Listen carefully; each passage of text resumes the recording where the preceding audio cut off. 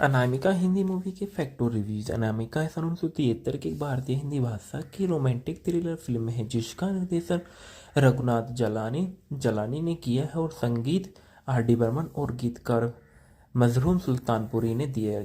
लता मंगेशकर द्वारा तैयार किया गया और बाहों में चलो जाओ आओ किशोर कुमार द्वारा गाया गया था। मेरी भीगी भीगी सी आशा भोसले द्वारा गाया गया था। आज की रात जैसे बने बहन बाहों में चले आओ गीत के लिए होमी मुलान द्वारा संगीत वाद्ययंत्र डूगी बजाया गया था। यह फिल्म सन 1977 की एक तेलुगु की कल्पना के नाम से बनाई गई थी। फिल्म का निर्देशक रघुनाथ झालानी द्वारा निर्देशित मदन जोशी इसके लेखक थे। पटकथा शशि भूषण ने की थी और कहानी सुरेंद्र प्रकाश ने उत्पादित किया। ताहिर हुसैन ने अभिनीति संजीव कुमार, जया भादुरी, राजेश बहल और हेलेन ने किया था। छायांकन था मुनीर खान के संपादित किया। इस फिल्म को बाबू लवंडे ने और गुरुदत्त सिराली ने। फिल्म के संगीत आर डी बर्मन के थे। रिलीज की तारीख 18 मई 1973 को। देश भारत और भाषा हिंदी थी। कथानक में देखा गया कि देवेंद्र दत्त एक प्रसिद्ध लेखक और एक रात वह बैठक से लौटते समय एक युवा महिला को चलती कार से बाहर फेंकते हुए देखता है और उसके चाचा ने जोर देकर कहा कि वे उसे घर ले आए और उसका इलाज कराए। वह झिझकते हुए सहमत हो जाता है और उसे अपने घर ले आता है। इसके बाद देखा गया है कि अगली सुबह युवती को होश आया और लेकिन वह भूलने की बीमारी से पीड़ित थी। उसे कुछ भी याद नहीं था और सिवाय इसके कि उसकी शादी देवेंद्र से हुई थी और उसे अपने अतीत से कुछ भी याद नहीं आया और यहाँ तक कि वह अपना नाम भी नहीं सिवाय उसके श्रीमती दत्त था। हर कोई उसे समझाने की कोशिश करता है क्योंकि वह इस बात पर बड़ी अड़ी रहती है कि वह अपने घर में रही है। उसकी नाजुक हालत को देखकर देवेंद्र और उसके चाचा ने उसे तब तक रहने देने का फैसला किया जब तक कि कोई उसके लिए नहीं आता और वे उसे अनामिका कहते थे। इसके बाद उन्होंने अखबार में उसके लिए एक विज्ञापन पोस्ट किया लेकिन कोई प्रतिक्रिया नहीं मिली। इस बीच देवेंद्र धीरे धीरे उसके करीब बढ़ता जाता है और गुप्त रूप से चाहता है कि वह हमेशा उसके साथ रहे। उनके प्रकाश का बेटा नरेश राजेश बहल रॉयल्टी चेक छोड़ने आता है और अनामिका को पहचान लेता है जिसके बारे में उसके मन में एक अप्रिय स्मृति है। वह देवेंद्र से सच्चाई छुपाता है और बाद में उसके अपहरण की कोशिश करने के लिए अपने गुंडों को भेजता है। देवेंद्र उनसे लड़ता है और वे भाग जाते हैं और अपने चाचा के सुझाव पर देवेंद्र उसे उसकी नाजुक हालत में सुधार के लिए छुट्टियों पर शिमला ले जाता है। वहाँ एक स्टूडियो में अनामिका को फोटो देखता है और आगे पूछताछ करने पर पता चलता है कि वे बिजनेसमैन की पत्नी है। हालांकि यह जानकर उसका दिल टूट गया कि वह शादीशुदा है। वह व्यवसायी से मिलने जाता है और वह यह जानकर हैरान रह जाता है कि अनामिका व्यवसायी की पत्नी नहीं बल्कि उसका कर्मचारी ओब्लिक एस्कॉर्ट्स है जो पिछले साल शिमला की छुट्टी पर उसके साथ गया था और पहले से ही पूर्व मंगेतर द्वारा छोड़े जाने के कारण देवेंद्र का मानना है कि अनामिका सभी महिलाओं की तरह अनैतिक और उसके पीछे की पैसे के पीछे है और वो अपने घर से बाहर निकाल देती है। नरेश उसका अपहरण कर लेता है लेकिन जिस घर में वे होते हैं उसके आग लग जाती है और वह भाग जाती है। तब वह पीछे फंस जाता है।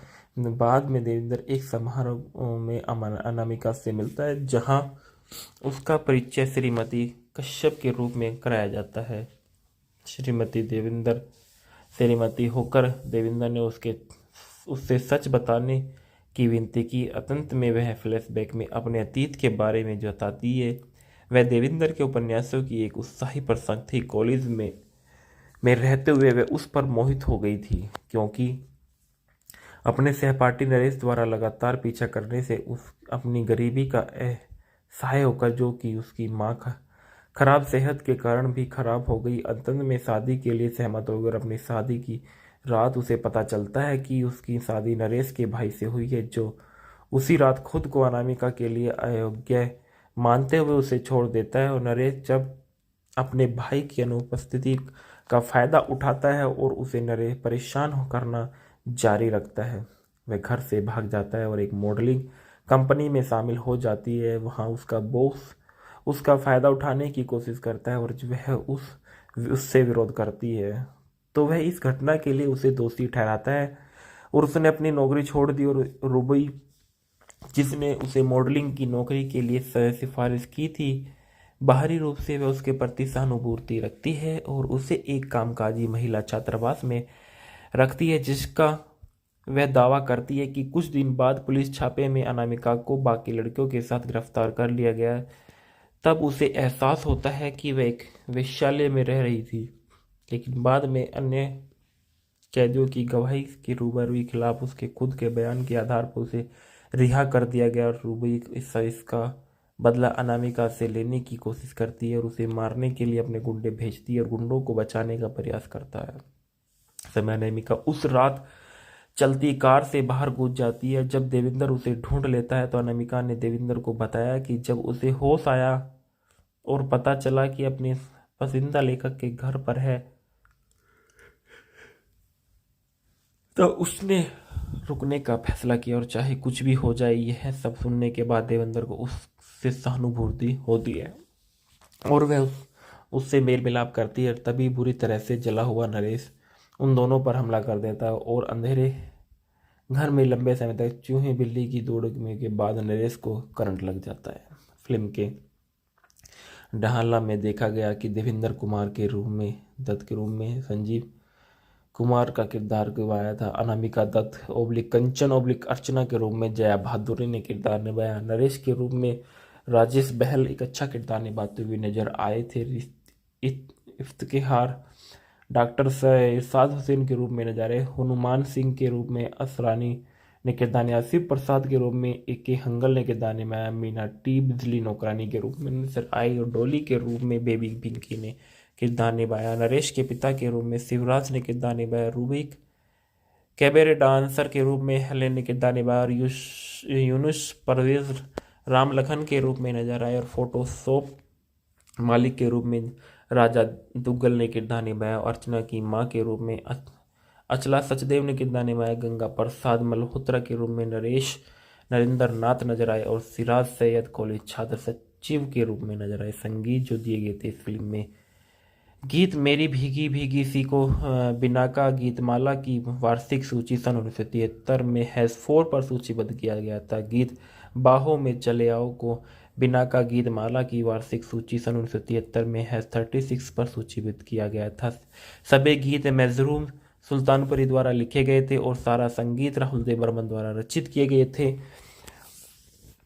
बाहों में चले आओ लता मंगेशकर ने गाया था। आज की रात कोई आने को है आशा भोसले ने कहा था। जाऊं तो कहाँ जाऊं आशा भोसले ने गाया। लोगन ना मारो इसे बस्सा भोसले ने गाया। मेरी भीगी भीगी सी किशोर कुमार ने गाया। उस संदर्भ में देख सहानी अलका जब दिल धड़क उठा तो इंडियन एक्सप्रेस 20 जुलाई 2021 को मूल रूप से संग्रहित 13 सितंबर 2022 को लिया गया। कल्पना पूर्व व्यवसायी तेलुगु सिनेमा कॉम 12 अप्रैल 2017 को 24 सितंबर 2021 को मूल रूप से संग्रहित किया गया। 13 सितंबर 2022 को लिया गया था और इसके बाद बताया गया है इस फिल्म के मूल किरदार संजीव कुमार के बारे में। संजीव कुमार एक भारतीय अभिनेता है जो उनकी प्रमुख प्रतिभा बहुमुखी प्रतिभा के लिए उनके पात्रों में वास्तविक चित्रण के लिए अच्छी तरह से याद किया जाता है। उन्हें रोमांटिक ड्रामा से लेकर थ्रिलर तक की शैलियों में अभिनय किया और Rediff.com द्वारा कराए गए एक सर्वेक्षण ने उन्हें भारतीय सिनेमा का अब तक का 7वां सबसे महान अभिनेता चुना गया था। फिल्म अंगूर में उनकी दोहरी भूमिका को भारतीय सिनेमा में 100 साल पूरे होने के लिए अवसर पर फोर्ब्स इंडियन द्वारा भारतीय सिनेमा में 25 सर्वश्रेष्ठ अभिनय प्रदर्शनों की सूचीबद्ध किया गया था, जिनका जन्म 9 जुलाई सन 1938 को सूरत बॉम्बे प्रेसिडेंसी ब्रिटिश भारत जो वर्तमान में गुजरात में हुआ था। इनका अन्य नाम हरि भाई था और पेशा अभिनेता और सक्रिय वर्ष 1960 से 1985 तक रहे। उन्होंने दस्तक 1970 में, कोशिश 1972 में फिल्म में अपने अभिनय के लिए सर्वश्रेष्ठ अभिनेता के 2 राष्ट्रीय फिल्म पुरस्कार सहित कई प्रमुख पुरस्कार जीते और कुमार को ऐसी भूमिकाएं निभाने के लिए कोई आपत्ति नहीं थी कि गैर ग्लैमरस हो। और जैसे ही उनके उम्र की कहीं ज़्यादा किरदार, प्रारंभिक जीवन और पृष्ठभूमि के बारे में देखा गया कि इनका जो पूरा नाम था वो संजीव कुमार का जन्म हरिहर जेठालाल जीरावाला के रूप में हुआ था 9 जुलाई सन 1938 को सूरत में एक गुजराती ब्राह्मण परिवार में। जब वे बहुत छोटे थे तो मुंबई आ गए और एक फिल्म स्कूल में पढ़ाई के दौरान उन्हें बॉलीवुड के रुख करना पड़ा और वहाँ अंत में एक कुशल अभिनेता बन गए और आलोचकों के आमतौर पर उन्हें अच्छी आलोचकों को मिली और भारतीय सिनेमा में सर्वकालीन महानतम अभिनेताओं में से एक माना जाता था। कुमार के 2 छोटे भाई और बहन थी। वे धाराप्रभा गुजराती, हिंदी और अंग्रेजी बोलते थे।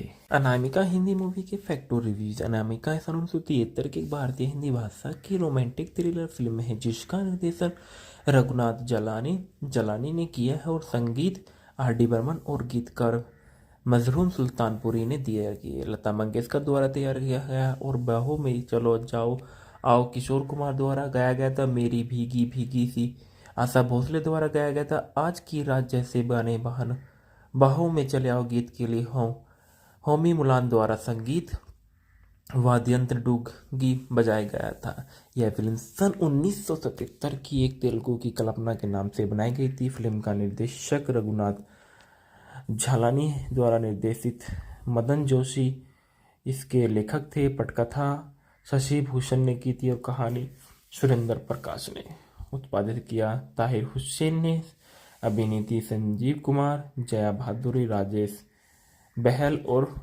हेलेन ने किया था। छायांकन था मुनीर खान के। संपादित किया इस फिल्म को बाबू लवंडे ने और गुरुदत्त सिराली ने। फिल्म के संगीत R.D. बर्मन के थे। रिलीज की तारीख 18 मई 1973 को। देश भारत और भाषा हिंदी थी। कथानक में देखा गया कि देवेंद्र दत्त एक प्रसिद्ध लेखक और एक रात वह बैठक से लौटते समय एक युवा महिला को चलती कार से बाहर फेंकते हुए देखता है। उसके चाचा ने जोर देकर कहा कि वे उसे घर ले आए और उसका इलाज कराए। वे झिझकते हुए सहमत हो जाता है और उसे अपने घर ले आता है। इसके बाद देखा गया है कि अगली सुबह युवती को होश आया और लेकिन वे भूलने की बीमारी से पीड़ित थी। उसे कुछ भी याद नहीं था और सिवाय इसके कि उसकी शादी देवेंद्र से हुई थी और उसे अपने अतीत से कुछ भी याद नहीं आया और यहाँ तक कि वे अपना नाम भी नहीं सिवाय उसके श्रीमती दत्त था। हर कोई उसे समझाने की कोशिश करता है क्योंकि वह इस बात पर बड़ी अड़ी रहती है कि वह अपने घर में रही है। उसकी नाजुक हालत को देखकर देवेंद्र और उसके चाचा ने उसे तब तक रहने देने का फैसला किया जब तक कि कोई उसके लिए नहीं आता और वे उसे अनामिका कहते थे। इसके बाद उन्होंने अखबार में उसके लिए एक विज्ञापन पोस्ट किया लेकिन कोई प्रतिक्रिया नहीं मिली। इस बीच देवेंद्र धीरे धीरे उसके करीब बढ़ता जाता है और गुप्त रूप से चाहता है कि वह हमेशा उसके साथ रहे। उनके प्रकाश का बेटा नरेश राजेश बहल रॉयल्टी चेक छोड़ने आता है और अनामिका को पहचान लेता है जिसके बारे में उसके मन में एक अप्रिय स्मृति है। वह देवेंद्र से सच्चाई छुपाता है और बाद में उसके अपहरण की कोशिश करने के लिए अपने गुंडों को भेजता है। देवेंद्र उनसे लड़ता है और वे भाग जाते हैं और अपने चाचा के सुझाव पर देवेंद्र उसे उसकी नाजुक हालत में सुधार के लिए छुट्टियों पर शिमला ले जाता है। वहाँ एक स्टूडियो में अनामिका को फोटो देखता है और आगे पूछताछ करने पर पता चलता है कि वे बिजनेसमैन की पत्नी है। हालांकि यह जानकर उसका दिल टूट गया कि वह शादीशुदा है।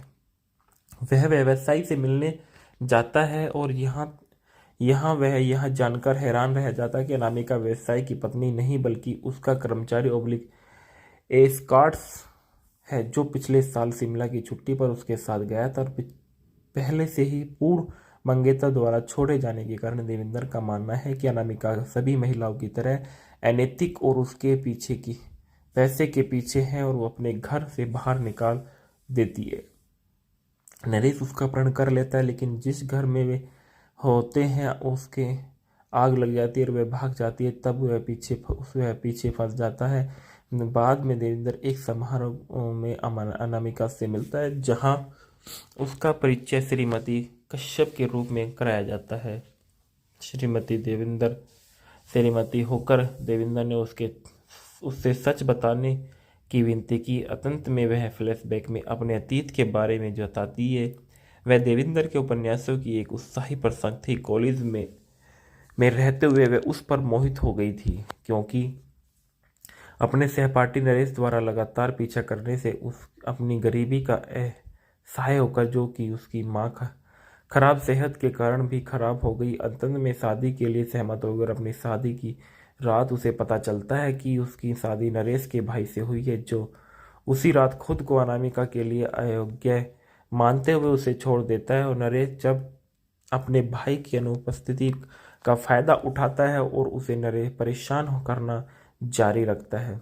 वह घर से भाग जाता है और एक मॉडलिंग कंपनी में शामिल हो जाती है। वहाँ उसका बॉस उसका फायदा उठाने की कोशिश करता है और वह उससे विरोध करती है, तो वह इस घटना के लिए उसे दोषी ठहराता है और उसने अपनी नौकरी छोड़ दी। और रुबी, जिसने उसे मॉडलिंग की नौकरी के लिए सिफारिश की थी, बाहरी रूप से वह उसके प्रति सहानुभूति रखती है और उसे एक कामकाजी महिला छात्रावास में रखती है, जिसका वह दावा करती है कि कुछ दिन बाद पुलिस छापे में अनामिका को बाकी लड़कियों के साथ गिरफ्तार कर लिया गया।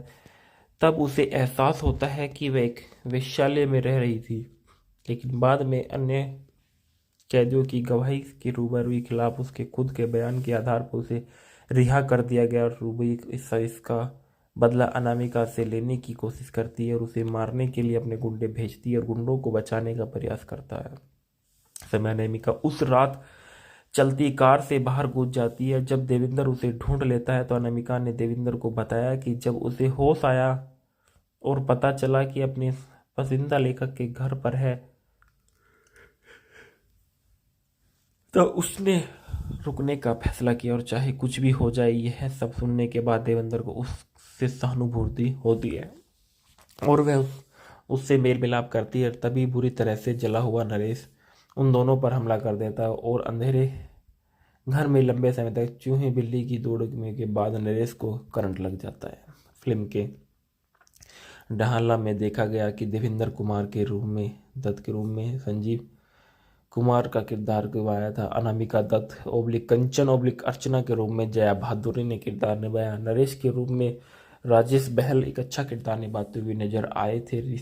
इफ्तिखार डॉक्टर इरशाद हुसैन के रूप में नजर आए। हनुमान सिंह के रूप में असरानी ने किरदार निभाया। शिव प्रसाद के रूप में के हंगल ने किरदार निभाया। मीना टी बिजली नौकरानी के रूप में नजर आई और डोली के रूप में बेबी पिंकी ने किरदार निभाया। नरेश के पिता के रूप में शिवराज ने किरदार निभाया। रूबिक कैबरे डांसर के रूप में हेलेन ने किरदार निभाया और यूनुस परवेज राम लखन के रूप में नजर आए और फोटोशॉप मालिक के रूप में राजा दुग्गल ने किरदार निभाया। अर्चना की मां के रूप में अचला सचदेव ने किरदार निभाया। गंगा प्रसाद मल्होत्रा के रूप में नरेंद्र नाथ नजर आए और सिराज सैयद कॉलेज छात्र सचिव के रूप में नजर आए। संगीत जो दिए गए थे इस फिल्म में, गीत मेरी भीगी भीगी सी को बिनाका गीतमाला की वार्षिक सूची सन 1973 में हैश4 पर सूचीबद्ध किया गया था। गीत बाहों में चले आओ को बिनाका गीतमाला की वार्षिक सूची सन 1973 में हैश36 पर सूचीबद्ध किया गया था।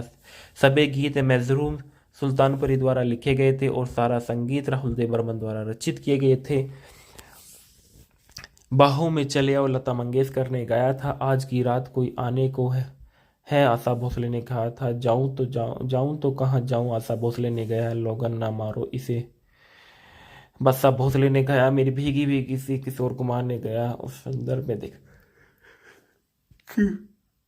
सहानी अलका जब दिल धड़क उठा तो इंडियन एक्सप्रेस 20 जुलाई 2021 को मूल रूप से संग्रहित 13 सितंबर 2022 को लिया गया। कल्पना पूर्व तेलुगु सिनेमा कॉम 12 अप्रैल 2017 को 24 सितंबर 2021 को मूल रूप से संग्रहित किया गया। 13 सितंबर 2022 को लिया गया था और इसके बाद बताया गया है इस फिल्म के मूल किरदार संजीव कुमार के बारे में। संजीव कुमार एक भारतीय अभिनेता है जो उनकी प्रमुख प्रतिभा बहुमुखी प्रतिभा के लिए, उनके पात्रों में वास्तविक चित्रण के लिए अच्छी तरह से याद किया जाता है। उन्हें रोमांटिक ड्रामा को लेकर थ्रिलर तक की शैलियों में अभिनय किया और rediff.com द्वारा कराए गए एक सर्वेक्षण ने उन्हें भारतीय सिनेमा का अब तक का 7वां सबसे महान अभिनेता चुना गया था।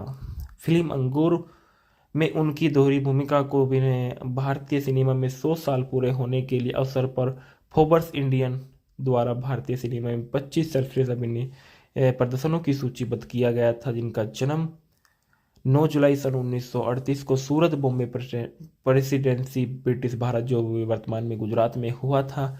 इनका अन्य नाम हरि भाई था और पेशा अभिनेता और सक्रिय वर्ष 1960 से 1985 तक रहे। उन्होंने दस्तक 1970 में, कोशिश 1972 में फिल्मों में अपने अभिनय के लिए सर्वश्रेष्ठ अभिनेता के 2 राष्ट्रीय फिल्म पुरस्कार सहित कई प्रमुख पुरस्कार जीते और कुमार को ऐसी भूमिकाएं निभाने के लिए कोई आपत्ति नहीं थी कि गैर ग्लैमरस हो। जैसे ही उनके उम्र की कहीं ज़्यादा किरदार, प्रारंभिक जीवन और पृष्ठभूमि के बारे में देखा गया कि इनका जो पूरा नाम था वो संजीव कुमार का जन्म हरिहर जेठालाल जीरावाला के रूप में हुआ था 9 जुलाई सन 1938 को सूरत में एक गुजराती ब्राह्मण परिवार में। जब वे बहुत छोटे थे तो मुंबई आ गए और एक फिल्म स्कूल में पढ़ाई के दौरान उन्हें बॉलीवुड के रुख करना पड़ा और वहाँ अंत में एक कुशल अभिनेता बन गए और अचानक से आमतौर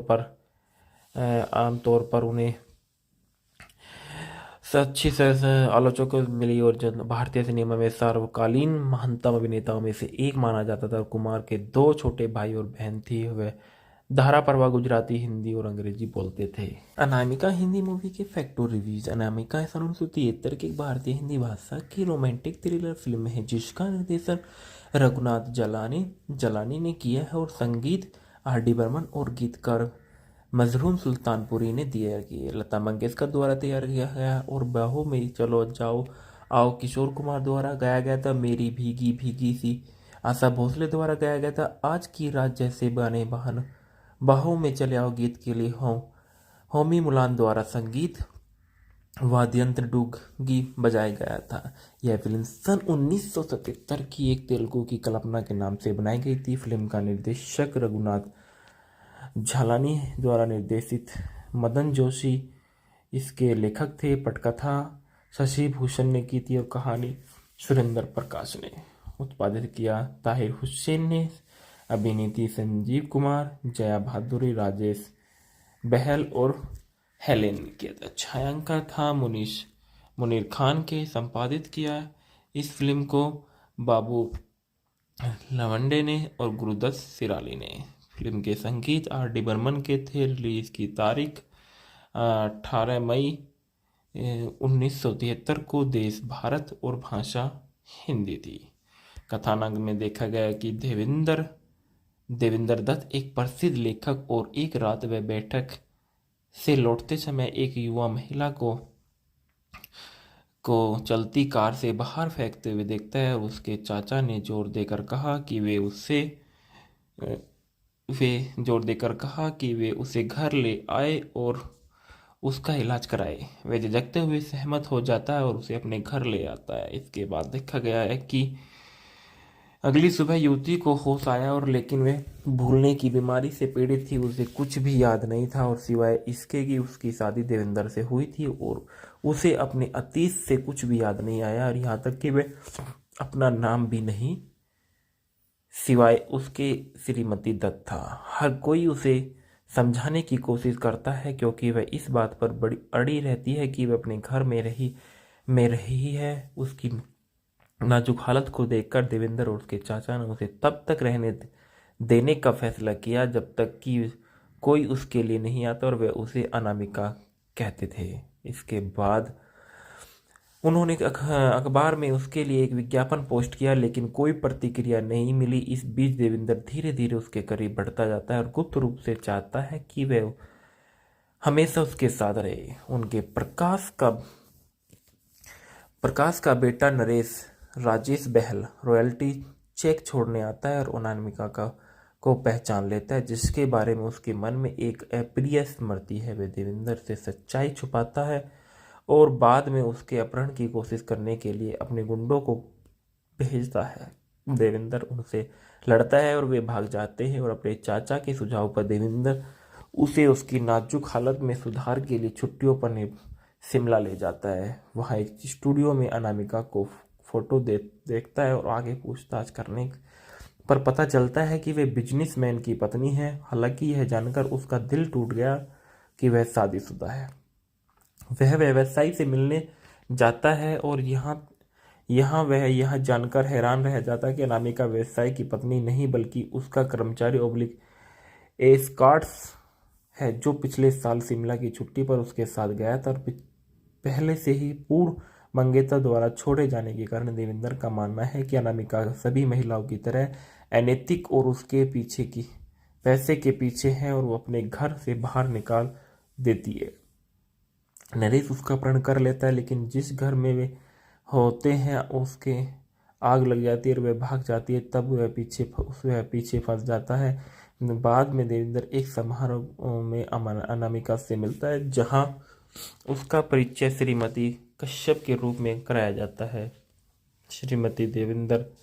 श्रीमती होकर देवेंद्र ने उससे सच बताने की विनती की। अंत में वह फ्लैशबैक में अपने अतीत के बारे में बताती है।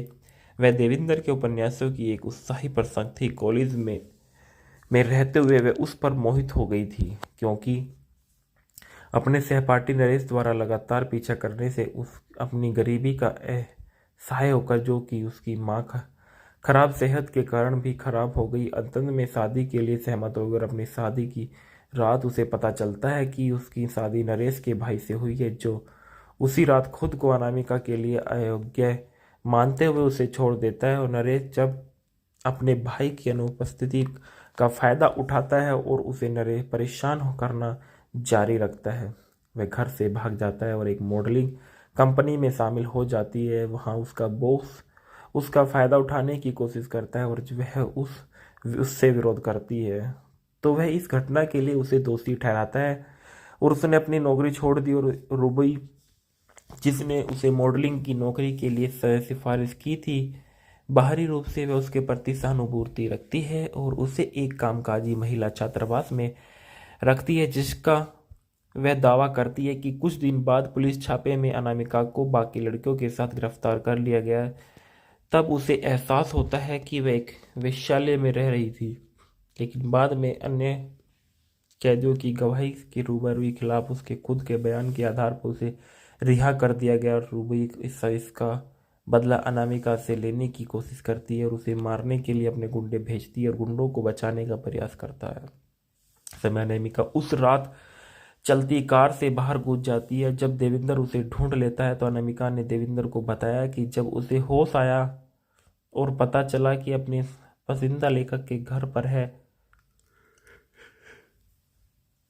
तो उसने रुकने का फैसला किया और चाहे कुछ भी हो जाए। यह सब सुनने के बाद देवेंद्र को उससे सहानुभूति होती है और वह उससे मेल मिलाप करती है। तभी बुरी तरह से जला हुआ नरेश उन दोनों पर हमला कर देता है और अंधेरे घर में लंबे समय तक चूहे बिल्ली की दौड़ने के बाद नरेश को करंट लग जाता है। फिल्म के ढाला में देखा गया कि देवेंद्र कुमार के दत्त के रूप में संजीव कुमार का किरदार निभाया था। अनामिका दत्त ओब्लिक कंचन ओब्लिक अर्चना के रूप में जया भादुरी ने किरदार निभाया। नरेश के रूप में राजेश बहल एक अच्छा किरदार निभाते हुए नजर आए थे। इफ्तिखार डॉक्टर इरशाद हुसैन के रूप में नजर आए। हनुमान सिंह के रूप में असरानी ने किरदार निभाया। शिव प्रसाद के रूप में ए.के. हंगल ने किरदार निभाया। मीना टी बिजली नौकरानी के रूप में नजर आई और डोली के रूप में बेबी पिंकी ने किरदार निभाया। नरेश के पिता के रूप में शिवराज ने किरदार निभाया। रूबिक कैबरे डांसर के रूप में हेलेन ने किरदार निभाया और यूनुस परवेज राम लखन के रूप में नजर आए और फोटोशॉप मालिक के रूप में राजा दुग्गल ने किरदार निभाया। अर्चना की मां के रूप में अचला सचदेव ने किरदार निभाया। गंगा प्रसाद मल्होत्रा के रूप में नरेंद्र नाथ नजर आए और सिराज सैयद कॉलेज छात्र सचिव के रूप में नजर आए। संगीत जो दिए गए थे इस फिल्म में, गीत मेरी भीगी भीगी सी को बिनाका गीतमाला की वार्षिक सूची सन 1973 में हैज़ 4 पर सूचीबद्ध किया गया था। गीत बाहों में चले आओ को बिना का गीत माला की वार्षिक सूची सन 1973 में है 36 पर सूचीबद्ध किया गया था। सभी गीत मजरूम सुल्तानपुरी द्वारा लिखे गए थे और सारा संगीत राहुल देव बर्मन द्वारा रचित किए गए थे।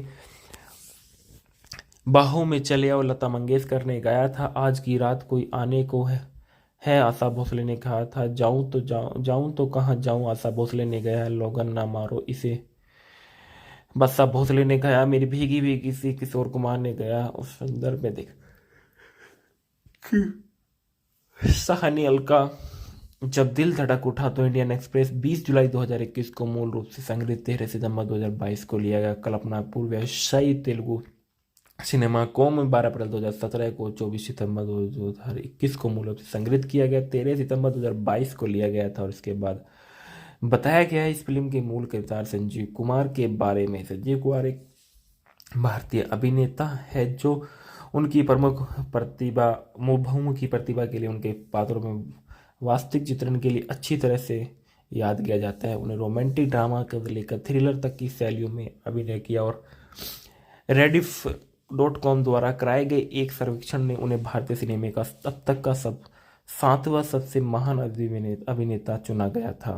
फिल्म अंगूर में उनकी दोहरी भूमिका को भारतीय सिनेमा में 100 साल पूरे होने के लिए अवसर पर फोर्ब्स इंडियन द्वारा भारतीय सिनेमा में 25 सर्वश्रेष्ठ अभिनय प्रदर्शनों की सूचीबद्ध किया गया था, जिनका जन्म 9 जुलाई सन 1938 को सूरत बॉम्बे प्रेसिडेंसी ब्रिटिश भारत जो वर्तमान में गुजरात में हुआ था।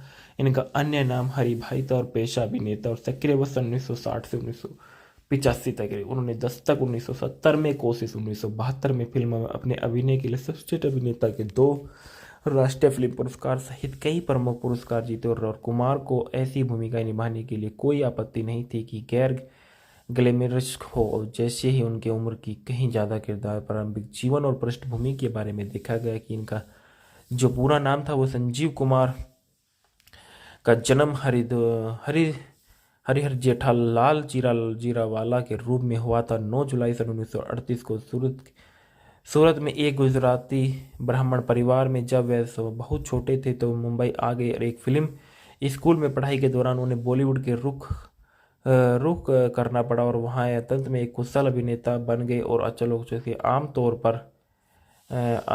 पर उन्हें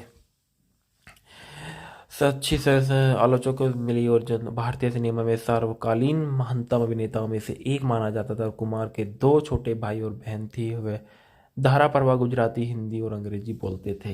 अनामिका हिंदी मूवी के फैक्टो रिव्यूज। अनामिका सन 1973 की भारतीय हिंदी भाषा की रोमांटिक थ्रिलर फिल्म है जिसका निर्देशन रघुनाथ जलानी ने किया है और संगीत R.D. बर्मन और गीतकार मजरूम सुल्तानपुरी ने दिया कि लता मंगेशकर द्वारा तैयार किया गया और बाहों में चलो जाओ आओ किशोर कुमार द्वारा गाया गया था। मेरी भीगी भीगी सी आशा भोसले द्वारा गाया गया था। आज की रात जैसे बने बहन बाहों में चले आओ गीत के लिए होमी मुलान द्वारा संगीत वाद्ययंत्र डूगी बजाया गया था।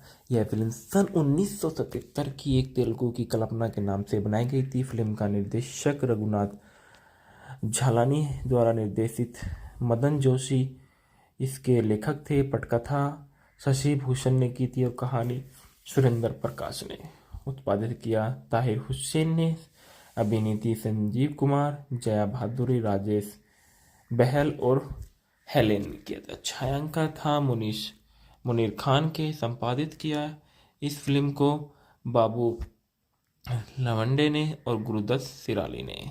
फिल्म के संगीत R.D. बर्मन के थे। रिलीज की तारीख 18 मई 1973 को। देश भारत और भाषा हिंदी थी। कथानक में देखा गया कि देवेंद्र दत्त एक प्रसिद्ध लेखक और एक रात वह बैठक से लौटते समय एक युवा महिला को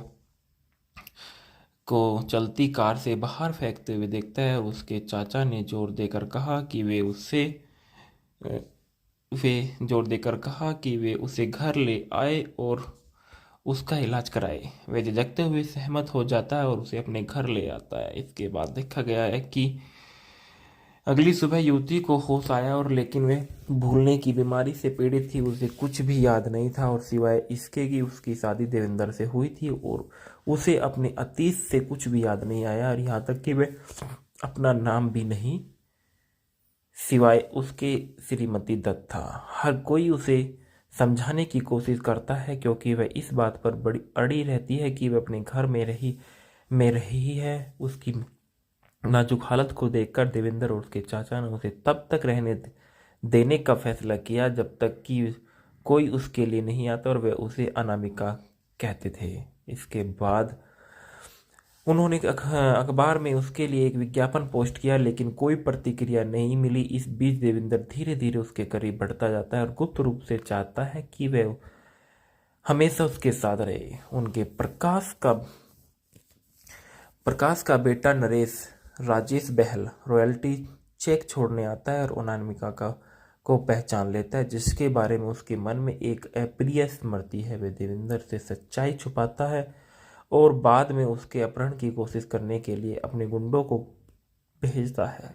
देवेंद्र उनसे लड़ता है और वे भाग जाते हैं और अपने चाचा के सुझाव पर देवेंद्र उसे उसकी नाजुक हालत में सुधार के लिए छुट्टियों पर शिमला ले जाता है। वहाँ एक स्टूडियो में अनामिका को फोटो देखता है और आगे पूछताछ करने पर पता चलता है कि वे बिजनेसमैन की पत्नी है। हालांकि यह जानकर उसका दिल टूट गया कि वह शादीशुदा है।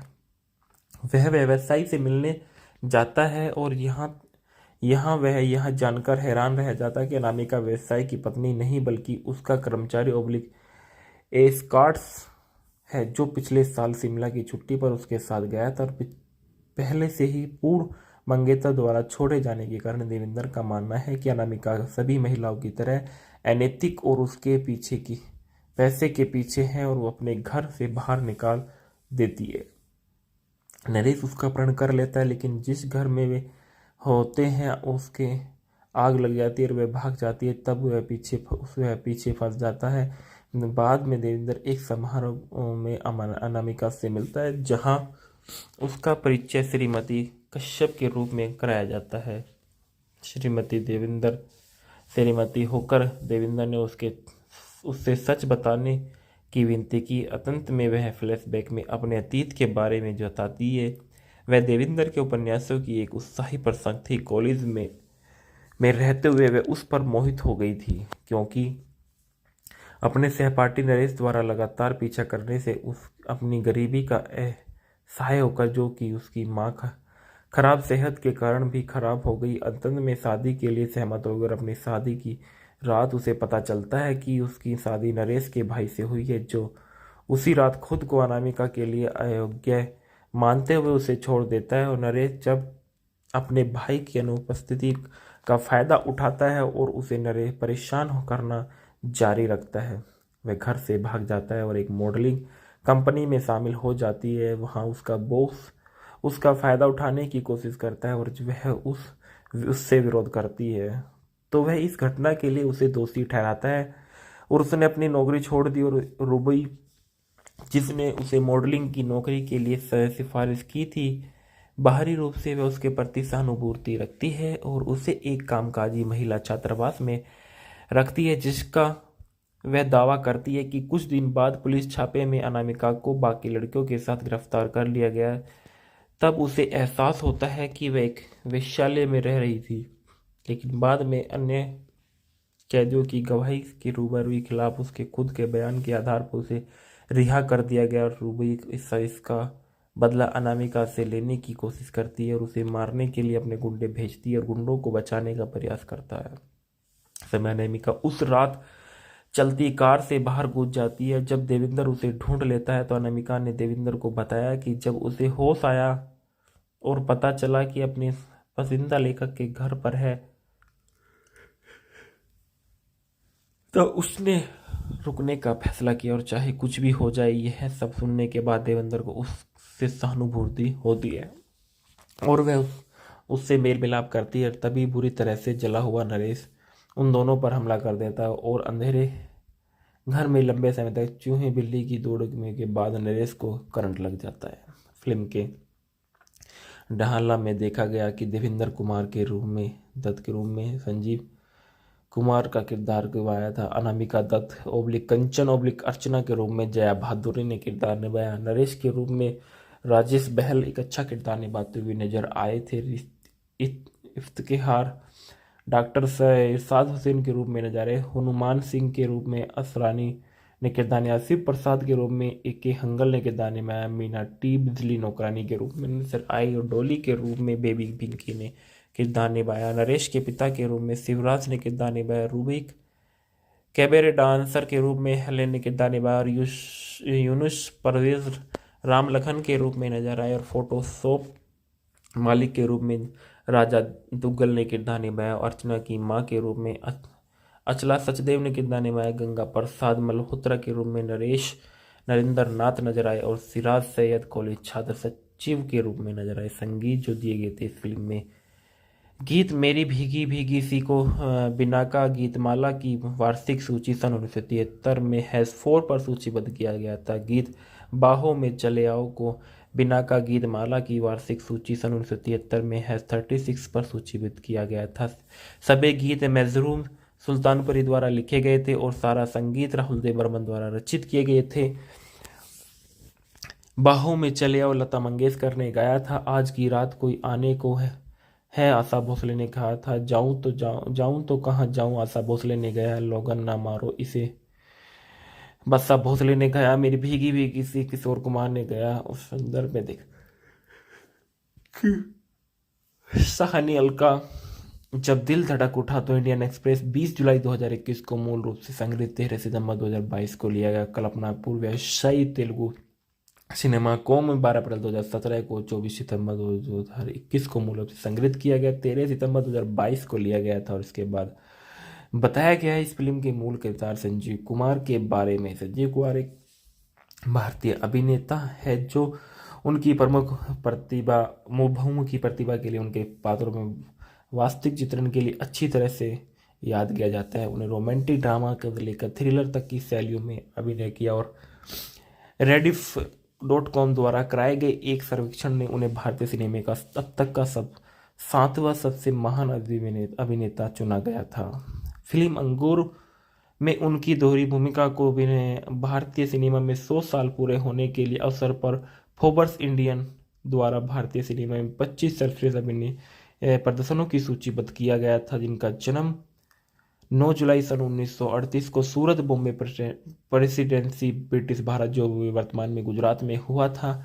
इनका अन्य नाम हरि भाई था और पेशा अभिनेता और सक्रिय वर्ष 1960 से 1985 तक रहे। उन्होंने दस्तक 1970 में, कोशिश 1972 में फिल्म में अपने अभिनय के लिए सर्वश्रेष्ठ अभिनेता के 2 राष्ट्रीय फिल्म पुरस्कार सहित कई प्रमुख पुरस्कार जीते और कुमार को ऐसी भूमिकाएं निभाने के लिए कोई आपत्ति नहीं थी कि गैर ग्लैमरस हो। जैसे ही उनके उम्र की कहीं ज़्यादा किरदार, प्रारंभिक जीवन और पृष्ठभूमि के बारे में देखा गया कि इनका जो पूरा नाम था वो संजीव कुमार का जन्म हरिहर जेठालाल जीरावाला के रूप में हुआ था। 9 जुलाई सन 1938 को सूरत में एक गुजराती ब्राह्मण परिवार में जब वे बहुत छोटे थे तो मुंबई आ गए और एक फिल्म स्कूल में पढ़ाई के दौरान उन्हें बॉलीवुड के रुख करना पड़ा और वहाँ अंत में एक कुशल अभिनेता बन गए और आलोचकों के आमतौर पर उन्हें अच्छी आलोचकों मिली और जो भारतीय सिनेमा में सर्वकालीन महानतम अभिनेताओं में से एक माना जाता था। कुमार के 2 छोटे भाई और बहन थी। वे धारा प्रवाह गुजराती, हिंदी और अंग्रेजी बोलते थे। अनामिका हिंदी मूवी के फैक्टो रिव्यूज। अनामिका सन 1973 की एक भारतीय हिंदी भाषा की रोमांटिक थ्रिलर फिल्म है जिसका निर्देशन रघुनाथ जलानी ने किया है और संगीत R.D. बर्मन और गीतकार मजरूम सुल्तानपुरी ने दिया कि लता मंगेशकर द्वारा तैयार किया गया और बाहों में चलो जाओ आओ किशोर कुमार द्वारा गाया गया था। मेरी भीगी भीगी सी आशा भोसले द्वारा गाया गया था। आज की रात जैसे बने बहन बाहों में चले आओ गीत के लिए होमी मुलान द्वारा संगीत वाद्ययंत्र डूगी बजाया गया था। यह फिल्म सन 1977 की एक तेलुगु की कल्पना के नाम से बनाई गई थी। फिल्म का निर्देशक रघुनाथ झालानी द्वारा निर्देशित मदन जोशी इसके लेखक थे। पटकथा शशि भूषण ने की थी और कहानी सुरेंद्र प्रकाश ने उत्पादित किया। ताहिर हुसैन ने अभिनेत्री संजीव कुमार, जया भादुरी, राजेश बहल और हेलेन किया था। छायांकन था मुनीश मुनीर खान के संपादित किया। इस फिल्म को बाबू लवंडे ने और गुरुदत्त सिराली ने। फिल्म के संगीत आर डी बर्मन के थे। रिलीज की तारीख 18 मई 1973 को। देश भारत और भाषा हिंदी थी। कथानक में देखा गया कि देवेंद्र दत्त एक प्रसिद्ध लेखक और एक रात वह बैठक से लौटते समय एक युवा महिला को चलती कार से बाहर फेंकते हुए देखता है और उसके चाचा ने जोर देकर कहा कि वे उसे घर ले आए और उसका इलाज कराए। वह झिझकते हुए सहमत हो जाता है और उसे अपने घर ले आता है। इसके बाद देखा गया है कि अगली सुबह युवती को होश आया और लेकिन वह भूलने की बीमारी से पीड़ित थी। उसे कुछ भी याद नहीं था और सिवाय इसके कि उसकी शादी देवेंद्र से हुई थी और उसे अपने अतीत से कुछ भी याद नहीं आया और यहाँ तक कि वह अपना नाम भी नहीं सिवाय उसके श्रीमती दत्त था। हर कोई उसे समझाने की कोशिश करता है क्योंकि वह इस बात पर बड़ी अड़ी रहती है कि वह अपने घर में रही है। उसकी नाजुक हालत को देखकर देवेंद्र और उसके चाचा ने उसे तब तक रहने देने का फैसला किया जब तक कि कोई उसके लिए नहीं आता और वे उसे अनामिका कहते थे। इसके बाद उन्होंने अखबार में उसके लिए एक विज्ञापन पोस्ट किया लेकिन कोई प्रतिक्रिया नहीं मिली। इस बीच देवेंद्र धीरे धीरे उसके करीब बढ़ता जाता है और गुप्त रूप से चाहता है कि वह हमेशा उसके साथ रहे। उनके प्रकाश का बेटा नरेश राजेश बहल रॉयल्टी चेक छोड़ने आता है और अनामिका को पहचान लेता है, जिसके बारे में उसके मन में एक अप्रिय स्मृति है। वह देवेंद्र से सच्चाई छुपाता है और बाद में उसके अपहरण की कोशिश करने के लिए अपने गुंडों को भेजता है। देवेंद्र उनसे लड़ता है और वे भाग जाते हैं और अपने चाचा के सुझाव पर देवेंद्र उसे उसकी नाजुक हालत में सुधार के लिए छुट्टियों पर शिमला ले जाता है। वहाँ एक स्टूडियो में अनामिका को फोटो देखता है और आगे पूछताछ करने पर पता चलता है कि वे बिजनेसमैन की पत्नी है। हालांकि यह जानकर उसका दिल टूट गया कि वह शादीशुदा है। वह व्यवसायी से मिलने जाता है और वह यह जानकर हैरान रह जाता है कि अनामिका व्यवसायी की पत्नी नहीं बल्कि उसका कर्मचारी ओब्लिक एस्कॉर्ट्स है, जो पिछले साल शिमला की छुट्टी पर उसके साथ गया था और पहले से ही पूर्व मंगेतर द्वारा छोड़े जाने के कारण देवेंद्र का मानना है कि अनामिका सभी महिलाओं की तरह अनैतिक और उसके पीछे की पैसे के पीछे है और वो अपने घर से बाहर निकाल देती है। नरेश उसका अपहरण कर लेता है लेकिन जिस घर में वे होते हैं उसके आग लग जाती है और वह भाग जाती है। तब वह पीछे फंस जाता है। बाद में देवेंद्र एक समारोह में अनामिका से मिलता है जहां उसका परिचय श्रीमती कश्यप के रूप में कराया जाता है। श्रीमती होकर देवेंद्र ने उससे सच बताने की विनती की। अंत में वह फ्लैशबैक में अपने अतीत के बारे में बताती है। वह देवेंद्र के उपन्यासों की एक उत्साही प्रशंसक थी। कॉलेज में रहते हुए वह उस पर मोहित हो गई थी क्योंकि अपने सहपाठी नरेश द्वारा लगातार पीछा करने से अपनी गरीबी का सहाय होकर, जो कि उसकी माँ खराब सेहत के कारण भी खराब हो गई, अंत में शादी के लिए सहमत हो गई। अपनी शादी की रात उसे पता चलता है कि उसकी शादी नरेश के भाई से हुई है, जो उसी रात खुद को अनामिका के लिए अयोग्य मानते हुए उसे छोड़ देता है। और नरेश जब अपने भाई की अनुपस्थिति का फायदा उठाता है और उसे नरेश परेशान करना जारी रखता है। वह घर से भाग जाता है और एक मॉडलिंग कंपनी में शामिल हो जाती है। वहाँ उसका बॉस उसका फायदा उठाने की कोशिश करता है और वह उससे विरोध करती है, तो वह इस घटना के लिए उसे दोषी ठहराता है और उसने अपनी नौकरी छोड़ दी। और रुबी, जिसने उसे मॉडलिंग की नौकरी के लिए सिफारिश की थी, बाहरी रूप से वह उसके प्रति सहानुभूति रखती है और उसे एक कामकाजी महिला छात्रावास में रखती है, जिसका वह दावा करती है कि कुछ दिन बाद पुलिस छापे में अनामिका को बाकी लड़कियों के साथ गिरफ्तार कर लिया गया। तब उसे एहसास होता है कि वह एक वेश्यालय में रह रही थी, लेकिन बाद में अन्य कैदियों की गवाही की रूबरू खिलाफ उसके खुद के बयान के आधार पर उसे रिहा कर दिया गया और रूबी इसका बदला अनामिका से लेने की कोशिश करती है और उसे मारने के लिए अपने गुंडे भेजती है और गुंडों को बचाने का प्रयास करता है। समय अनामिका उस रात चलती कार से बाहर कूद जाती है। जब देवेंद्र उसे ढूंढ लेता है तो अनामिका ने देवेंद्र को बताया कि जब उसे होश आया और पता चला कि अपने पसंदीदा लेखक के घर पर है तो उसने रुकने का फैसला किया और चाहे कुछ भी हो जाए। यह सब सुनने के बाद देवेंद्र को उससे सहानुभूति होती है और वह उससे मेल मिलाप करती है। तभी बुरी तरह से जला हुआ नरेश उन दोनों पर हमला कर देता है और अंधेरे घर में लंबे समय तक चूहे बिल्ली की दौड़ने के बाद नरेश को करंट लग जाता है। फिल्म के ढाला में देखा गया कि देवेंद्र कुमार के रूप में दत्त के रूप में संजीव कुमार का किरदार निभाया था। अनामिका दत्त ओब्लिक कंचन ओब्लिक अर्चना के रूप में जया बहादुरी ने किरदार निभाया। नरेश के रूप में राजेश बहल एक अच्छा किरदार निभाते हुए नजर आए थे।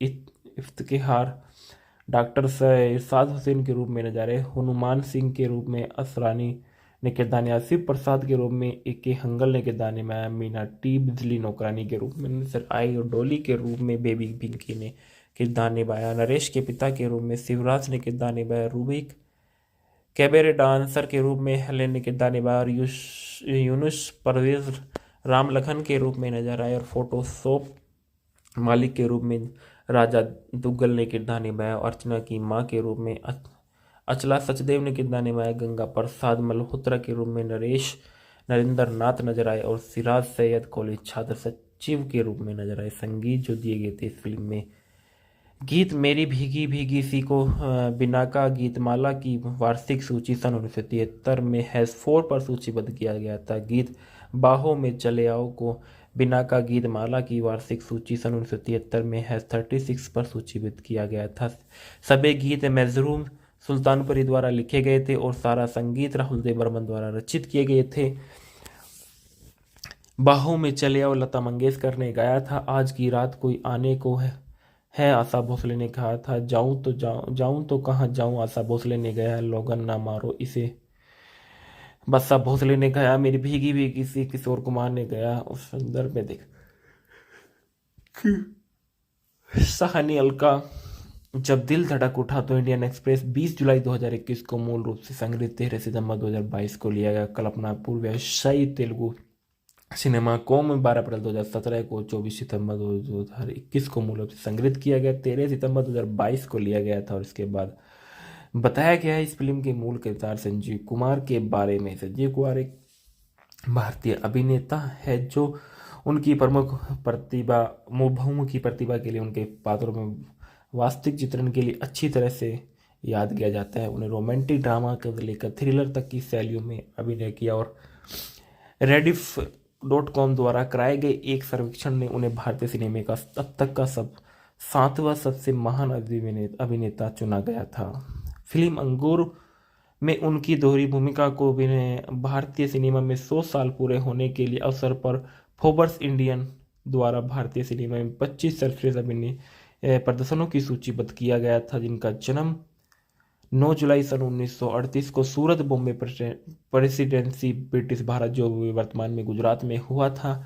इनका अन्य नाम हरि भाई था और पेशा अभिनेता और सक्रिय वर्ष 1960 से 1985 तक रहे। उन्होंने दस्तक 1970 में, कोशिश 1972 में फिल्म में अपने अभिनय के लिए सर्वश्रेष्ठ अभिनेता के 2 राष्ट्रीय फिल्म पुरस्कार सहित कई प्रमुख पुरस्कार जीते और कुमार को ऐसी भूमिकाएं निभाने के लिए कोई आपत्ति नहीं थी कि गैर ग्लैमरस हो। और जैसे ही उनके उम्र की कहीं ज़्यादा किरदार प्रारंभिक जीवन और पृष्ठभूमि के बारे में देखा गया कि इनका जो पूरा नाम था वो संजीव कुमार का जन्म हरिहर जेठालाल जीरावाला के रूप में हुआ था। 9 जुलाई सन 1938 को सूरत में एक गुजराती ब्राह्मण परिवार में जब वे बहुत छोटे थे तो मुंबई आ गए और एक फिल्म स्कूल में पढ़ाई के दौरान उन्हें बॉलीवुड के रुख करना पड़ा और वहाँ अंत में एक कुशल अभिनेता बन गए और आलोचकों के आमतौर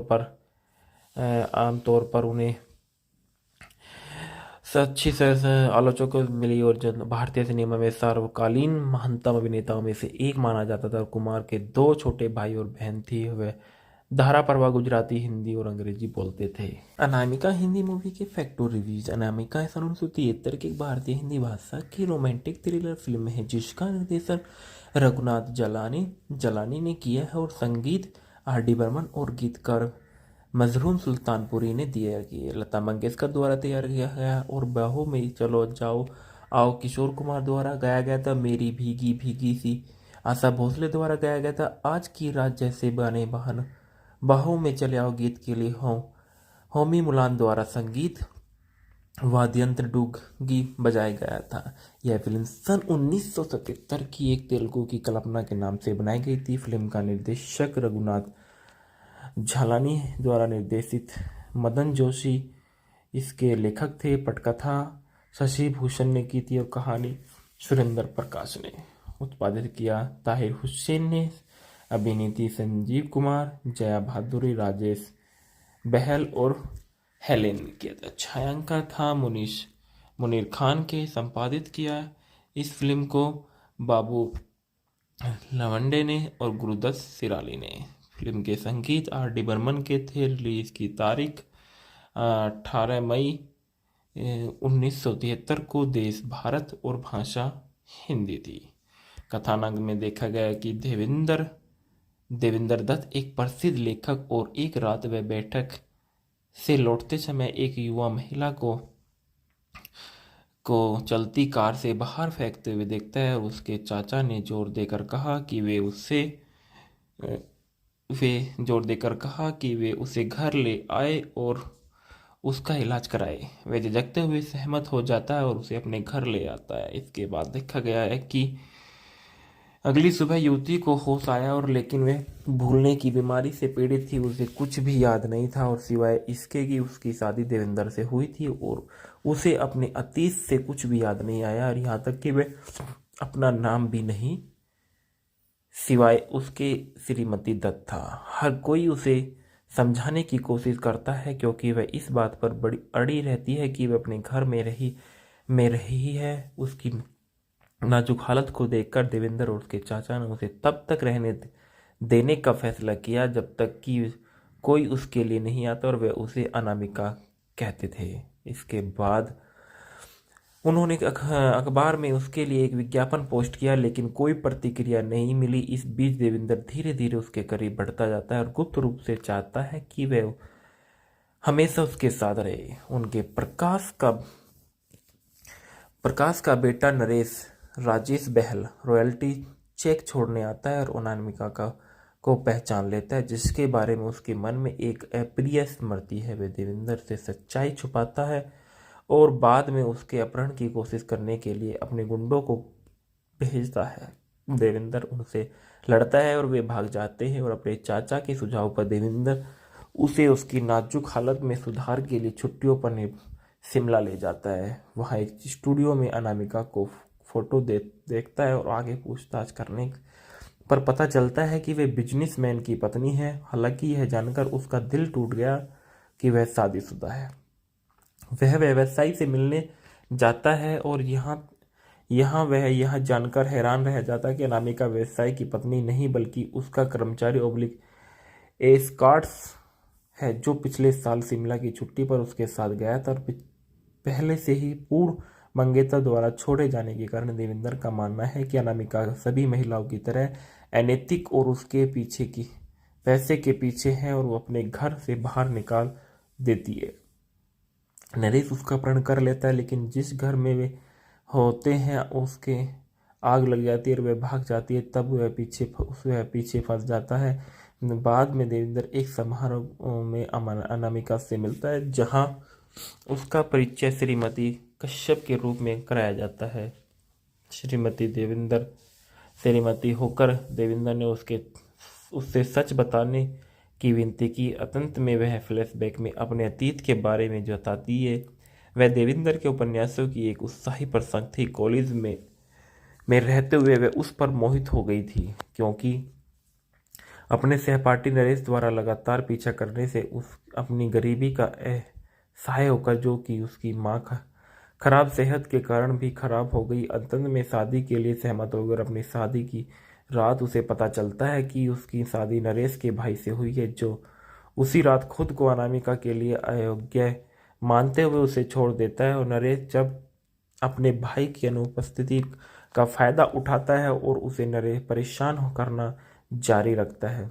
वह घर से भाग जाता है और एक मॉडलिंग कंपनी में शामिल हो जाती है। वहाँ उसका बॉस उसका फायदा उठाने की कोशिश करता है और वह उससे विरोध करती है, तो वह इस घटना के लिए उसे दोषी ठहराता है और उसने अपनी नौकरी छोड़ दी। और रुबी, जिसने उसे मॉडलिंग की नौकरी के लिए सिफारिश की थी, बाहरी रूप से वह उसके प्रति सहानुभूति रखती है और उसे एक कामकाजी महिला छात्रावास में रखती है, जिसका वह दावा करती है कि कुछ दिन बाद पुलिस छापे में अनामिका को बाकी लड़कियों के साथ गिरफ्तार कर लिया गया। तब उसे एहसास होता है कि वह एक वेश्यालय में रह रही थी, लेकिन बाद में अन्य कैदियों की गवाही के रूबरू खिलाफ उसके खुद के बयान के आधार पर उसे रिहा कर दिया गया। और रूबी इसका बदला अनामिका से लेने की कोशिश करती है और उसे मारने के लिए अपने गुंडे भेजती है और गुंडों को बचाने का प्रयास करता है।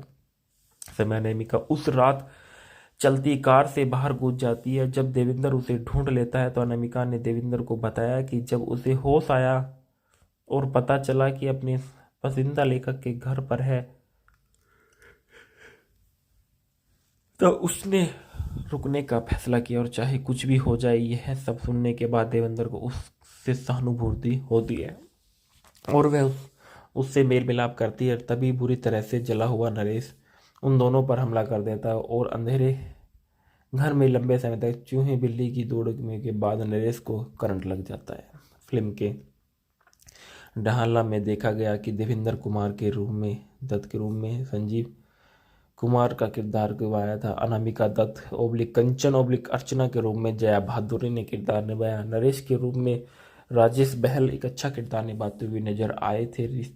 इफ्तिखार डॉक्टर इरशाद हुसैन के रूप में नजर आए। हनुमान सिंह के रूप में असरानी ने किरदार निभाया। शिव प्रसाद के रूप में ए.के. हंगल ने किरदार निभाया। मीना टी बिजली नौकरानी के रूप में नजर आई और डोली के रूप में बेबी पिंकी ने किरदार निभाया। नरेश के पिता के रूप में शिवराज ने किरदार निभाया। रूबिक कैबरे डांसर के रूप में हेलेन ने किरदार निभाया और यूनुस परवेज राम लखन के रूप में नजर आए और फोटोशॉप मालिक के रूप में राजा दुग्गल ने किरदार निभाया। अर्चना की मां के रूप में अचला सचदेव ने किरदार निभाया। गंगा प्रसाद मल्होत्रा के रूप में नरेश नरेंद्र नाथ नजर आए और सिराज सैयद कॉलेज छात्र सचिव के रूप में नजर आए। संगीत जो दिए गए थे इस फिल्म में, गीत मेरी भीगी भीगी सी को बिनाका गीतमाला की वार्षिक सूची सन 1973 में हैश4 पर सूचीबद्ध किया गया था। गीत बाहों में चले आओ को बिनाका गीतमाला की वार्षिक सूची सन 1973 में हैश36 पर सूचीबद्ध किया गया था। सभी गीत मजरूम सुल्तानपुरी द्वारा लिखे गए थे और सारा संगीत राहुल देव बर्मन द्वारा रचित किए गए थे। बाहों में चले आओ लता मंगेशकर ने गाया था। आज की रात कोई आने को है आशा भोसले ने कहा था। जाऊं तो कहाँ जाऊं आशा भोसले ने गाया। लोगन ना मारो इसे बस्सा भोसले ने गाया। मेरी भीगी भीगी सी किशोर कुमार ने गाया। उस संदर्भ में देख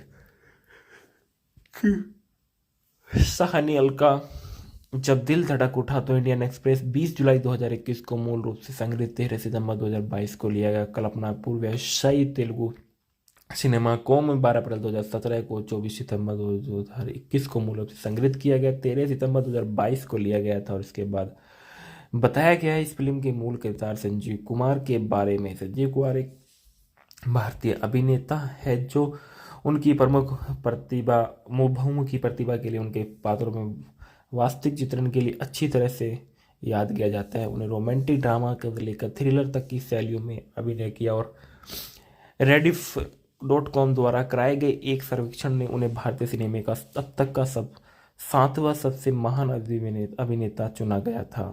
फिल्म अंगूर में उनकी दोहरी भूमिका को भारतीय सिनेमा में 100 साल पूरे होने के लिए अवसर पर फोर्ब्स इंडियन द्वारा भारतीय सिनेमा में 25 सर्वश्रेष्ठ अभिनय प्रदर्शनों की सूचीबद्ध किया गया था, जिनका जन्म 9 जुलाई सन 1938 को सूरत बॉम्बे प्रेसिडेंसी ब्रिटिश भारत जो वर्तमान में गुजरात में हुआ था।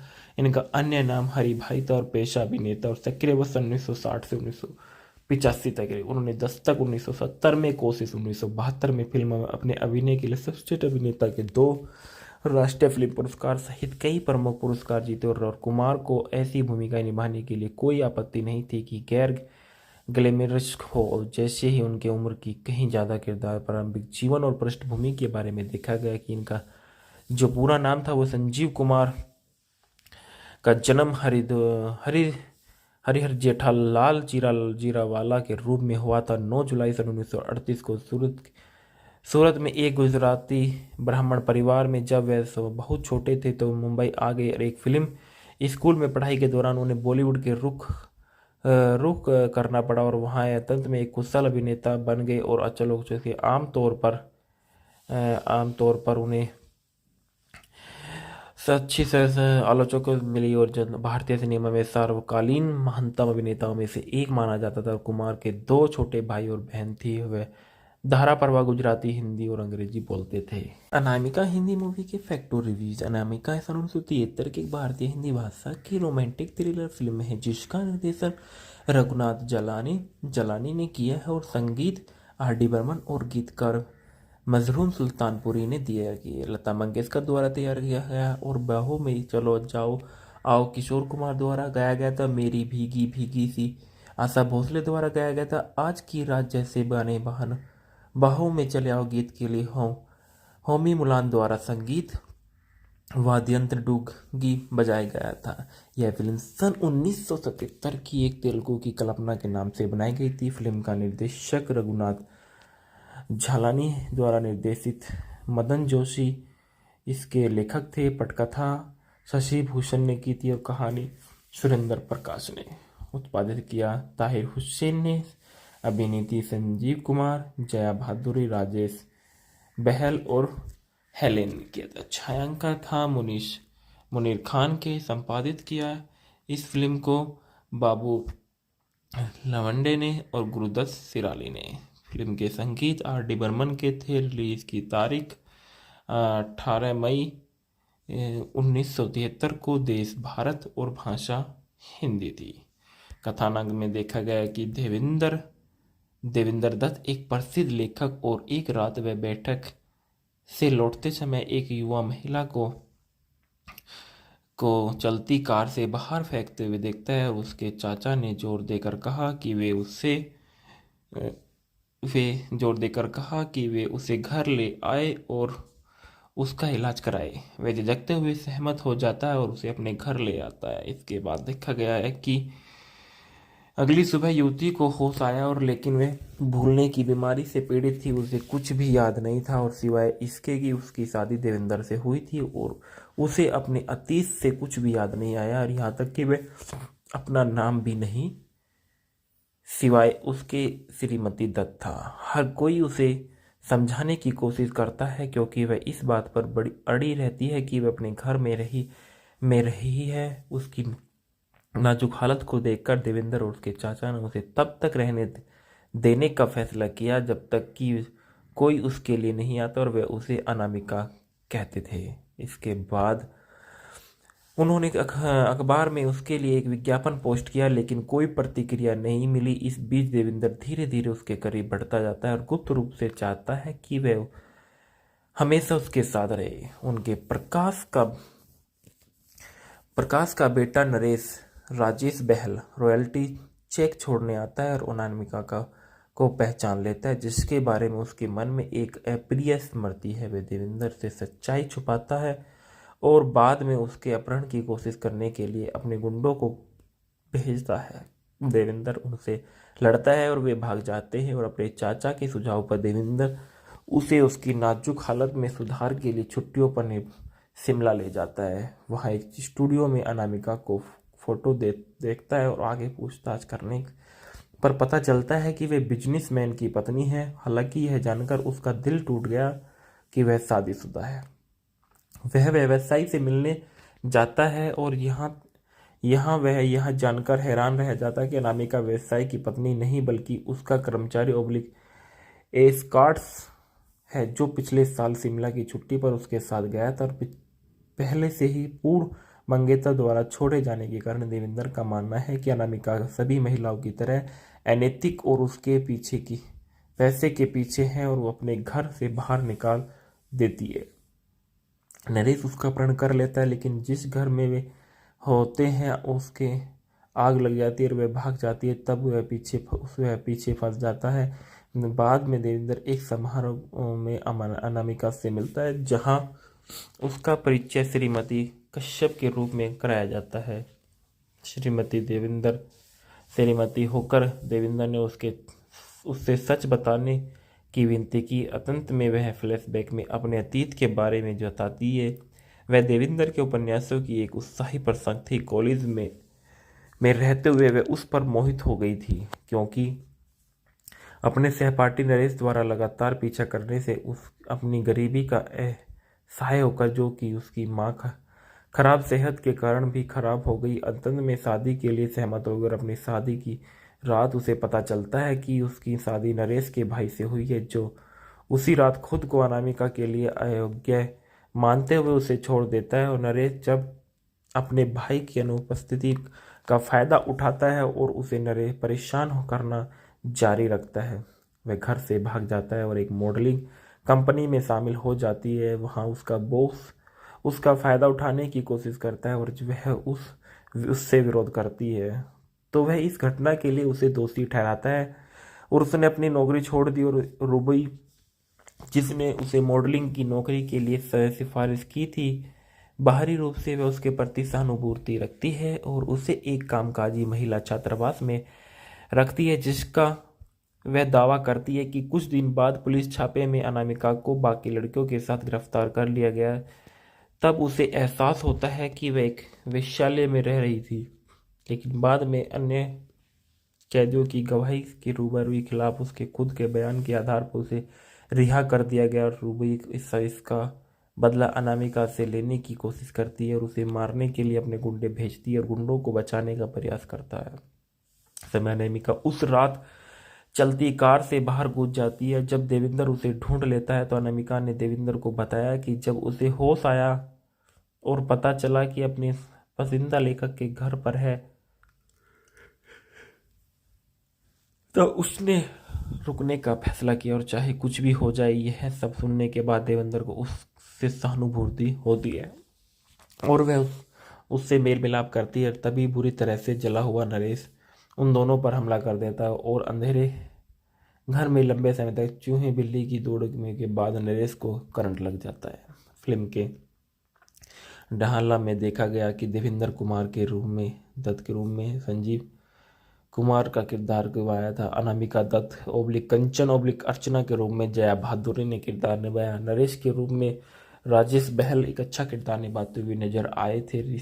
इफ्तिखार डॉक्टर इरशाद हुसैन के रूप में नजर आए। हनुमान सिंह के रूप में असरानी ने किरदार निभाया। शिव प्रसाद के रूप में ए.के. हंगल ने किरदार निभाया। मीना टी बिजली नौकरानी के रूप में नजर आई और डोली के रूप में बेबी पिंकी ने किरदार निभाया। नरेश के पिता के रूप में शिवराज ने किरदार निभाया। रूबिक कैबरे डांसर के रूप में हेलेन ने किरदार निभाया और यूनुस परवेज राम लखन के रूप में नजर आए और फोटोशॉप मालिक के रूप में राजा दुग्गल ने किरदार निभाया। अर्चना की मां के रूप में अचला सचदेव ने किरदार निभाया। गंगा प्रसाद मल्होत्रा के रूप में नरेंद्र नाथ नजर आए और सिराज सैयद कॉलेज छात्र सचिव के रूप में नजर आए। संगीत जो दिए गए थे इस फिल्म में, गीत मेरी भीगी भीगी सी को बिनाका गीतमाला की वार्षिक सूची सन 1973 में हैज़ 4 पर सूचीबद्ध किया गया था। गीत बाहों में चले आओ को बिनाका गीतमाला की वार्षिक सूची सन 1973 में हैज़ 36 पर सूचीबद्ध किया गया था।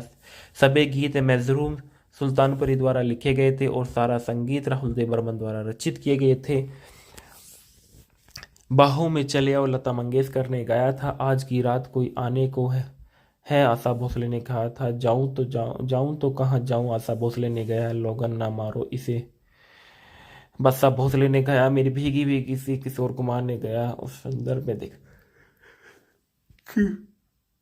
सहानी अलका जब दिल धड़क उठा तो इंडियन एक्सप्रेस 20 जुलाई 2021 को मूल रूप से संग्रहित 13 सितंबर 2022 को लिया गया। कल्पना पूर्व व्यवसायी तेलुगु सिनेमा कॉम 12 अप्रैल 2017 को, 24 सितंबर 2021 को मूल रूप से संग्रहित किया गया, 13 सितंबर 2022 को लिया गया था। और इसके बाद बताया गया है इस फिल्म के मूल किरदार संजीव कुमार के बारे में। संजीव कुमार एक भारतीय अभिनेता है जो उनकी प्रमुख प्रतिभा बहुमुखी प्रतिभा के लिए, उनके पात्रों में वास्तविक चित्रण के लिए अच्छी तरह से याद किया जाता है। उन्हें रोमांटिक ड्रामा से लेकर थ्रिलर तक की शैलियों में अभिनय किया। और रेडिफ.com द्वारा कराए गए एक सर्वेक्षण ने उन्हें भारतीय सिनेमा का अब तक का 7वां सबसे महान अभिनेता चुना गया था।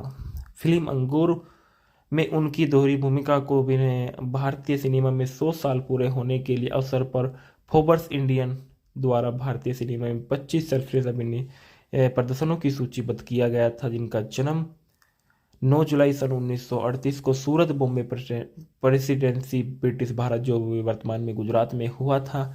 इनका अन्य नाम हरि भाई था और पेशा अभिनेता और सक्रिय वर्ष 1960 से 1985 तक रहे। उन्होंने दस्तक 1970 में, कोशिश 1972 में फिल्म में अपने अभिनय के लिए सर्वश्रेष्ठ अभिनेता के 2 राष्ट्रीय फिल्म पुरस्कार सहित कई प्रमुख पुरस्कार जीते। और कुमार को ऐसी भूमिकाएं निभाने के लिए कोई आपत्ति नहीं थी कि गैर ग्लैमरस हो। और जैसे ही उनके उम्र की कहीं ज़्यादा किरदार, प्रारंभिक जीवन और पृष्ठभूमि के बारे में देखा गया कि इनका जो पूरा नाम था वो संजीव कुमार का जन्म हरिहर जेठालाल जीरावाला के रूप में हुआ था 9 जुलाई सन 1938 को सूरत में एक गुजराती ब्राह्मण परिवार में। जब वे बहुत छोटे थे तो मुंबई आ गए और एक फिल्म स्कूल में पढ़ाई के दौरान उन्हें बॉलीवुड के रुख करना पड़ा और वहाँ अंत में एक कुशल अभिनेता बन गए। और आलोचकों के आमतौर पर उन्हें अच्छी आलोचकों को मिली और भारतीय सिनेमा में सर्वकालीन महानतम अभिनेताओं में से एक माना जाता था। कुमार के 2 छोटे भाई और बहन थी। वे धारा प्रवाह गुजराती, हिंदी और अंग्रेजी बोलते थे। अनामिका हिंदी मूवी के फैक्टो रिव्यूज। अनामिका सन 1973 की एक भारतीय हिंदी भाषा की रोमांटिक थ्रिलर फिल्म है जिसका निर्देशन रघुनाथ जलानी ने किया है और संगीत R.D. बर्मन और गीतकार मजरूम सुल्तानपुरी ने दिया किया। लता मंगेशकर द्वारा तैयार किया गया और बाहों में चलो जाओ आओ किशोर कुमार द्वारा गाया गया था। मेरी भीगी भीगी सी आशा भोसले द्वारा गाया गया था। आज की रात जैसे बने बहन बाहों में चले आओ गीत के लिए होमी मुलान द्वारा संगीत वाद्यंत्र डूगी बजाया गया था। यह फिल्म सन 1977 की एक तेलुगु की कल्पना के नाम से बनाई गई थी। फिल्म का निर्देशक रघुनाथ झालानी द्वारा निर्देशित मदन जोशी इसके लेखक थे। पटकथा शशि भूषण ने की थी और कहानी सुरेंद्र प्रकाश ने उत्पादित किया। ताहिर हुसैन ने अभिनेत्री संजीव कुमार, जया भादुरी, राजेश बहल और हेलेन किया था। छायांकन था मुनीर खान के। संपादित किया इस फिल्म को बाबू लवंडे ने और गुरुदत्त सिराली ने। फिल्म के संगीत R.D. बर्मन के थे। रिलीज की तारीख 18 मई 1973 को। देश भारत और भाषा हिंदी थी। कथानक में देखा गया कि देवेंद्र दत्त एक प्रसिद्ध लेखक और एक रात वह बैठक से लौटते समय एक युवा महिला को चलती कार से बाहर फेंकते हुए देखता है। उसके चाचा ने जोर देकर कहा कि वे उसे घर ले आए और उसका इलाज कराए। वे झिझकते हुए सहमत हो जाता है और उसे अपने घर ले आता है। इसके बाद देखा गया है कि अगली सुबह युवती को होश आया और लेकिन वे भूलने की बीमारी से पीड़ित थी। उसे कुछ भी याद नहीं था और सिवाय इसके कि उसकी शादी देवेंद्र से हुई थी और उसे अपने अतीत से कुछ भी याद नहीं आया और यहाँ तक कि वे अपना नाम भी नहीं सिवाय उसके श्रीमती दत्त था। हर कोई उसे समझाने की कोशिश करता है क्योंकि वह इस बात पर बड़ी अड़ी रहती है कि वह अपने घर में रही है। उसकी नाजुक हालत को देखकर देवेंद्र और उसके चाचा ने उसे तब तक रहने देने का फैसला किया जब तक कि कोई उसके लिए नहीं आता और वे उसे अनामिका कहते थे।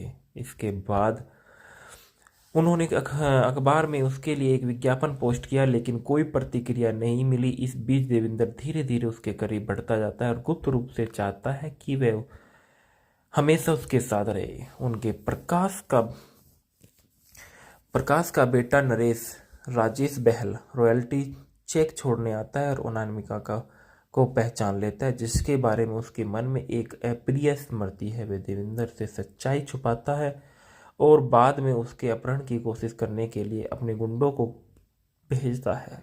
देवेंद्र उनसे लड़ता है और वे भाग जाते हैं और अपने चाचा के सुझाव पर देवेंद्र उसे उसकी नाजुक हालत में सुधार के लिए छुट्टियों पर शिमला ले जाता है। वहाँ एक स्टूडियो में अनामिका को फोटो देखता है और आगे पूछताछ करने पर पता चलता है कि वे बिजनेसमैन की पत्नी है। हालांकि यह जानकर उसका दिल टूट गया कि वह शादीशुदा है। वह व्यवसायी से मिलने जाता है और वह यह जानकर हैरान रह जाता है कि अनामिका व्यवसायी की पत्नी नहीं बल्कि उसका कर्मचारी ओब्लिक एस्कॉर्ट्स है, जो पिछले साल शिमला की छुट्टी पर उसके साथ गया था और पहले से ही पूर्ण मंगेतर द्वारा छोड़े जाने के कारण देवेंद्र का मानना है कि अनामिका सभी महिलाओं की तरह अनैतिक और उसके पीछे की पैसे के पीछे है और वो अपने घर से बाहर निकाल देती है। नरेश उसका अपहरण कर लेता है, लेकिन जिस घर में वे होते हैं उसके आग लग जाती है और वह भाग जाती है। तब वह पीछे फंस जाता है। बाद में देवेंद्र एक समारोह में अनामिका से मिलता है, जहां उसका परिचय श्रीमती कश्यप के रूप में कराया जाता है। श्रीमती होकर देवेंद्र ने उससे सच बताने की विनती की। अंत में वह फ्लैशबैक में अपने अतीत के बारे में बताती है।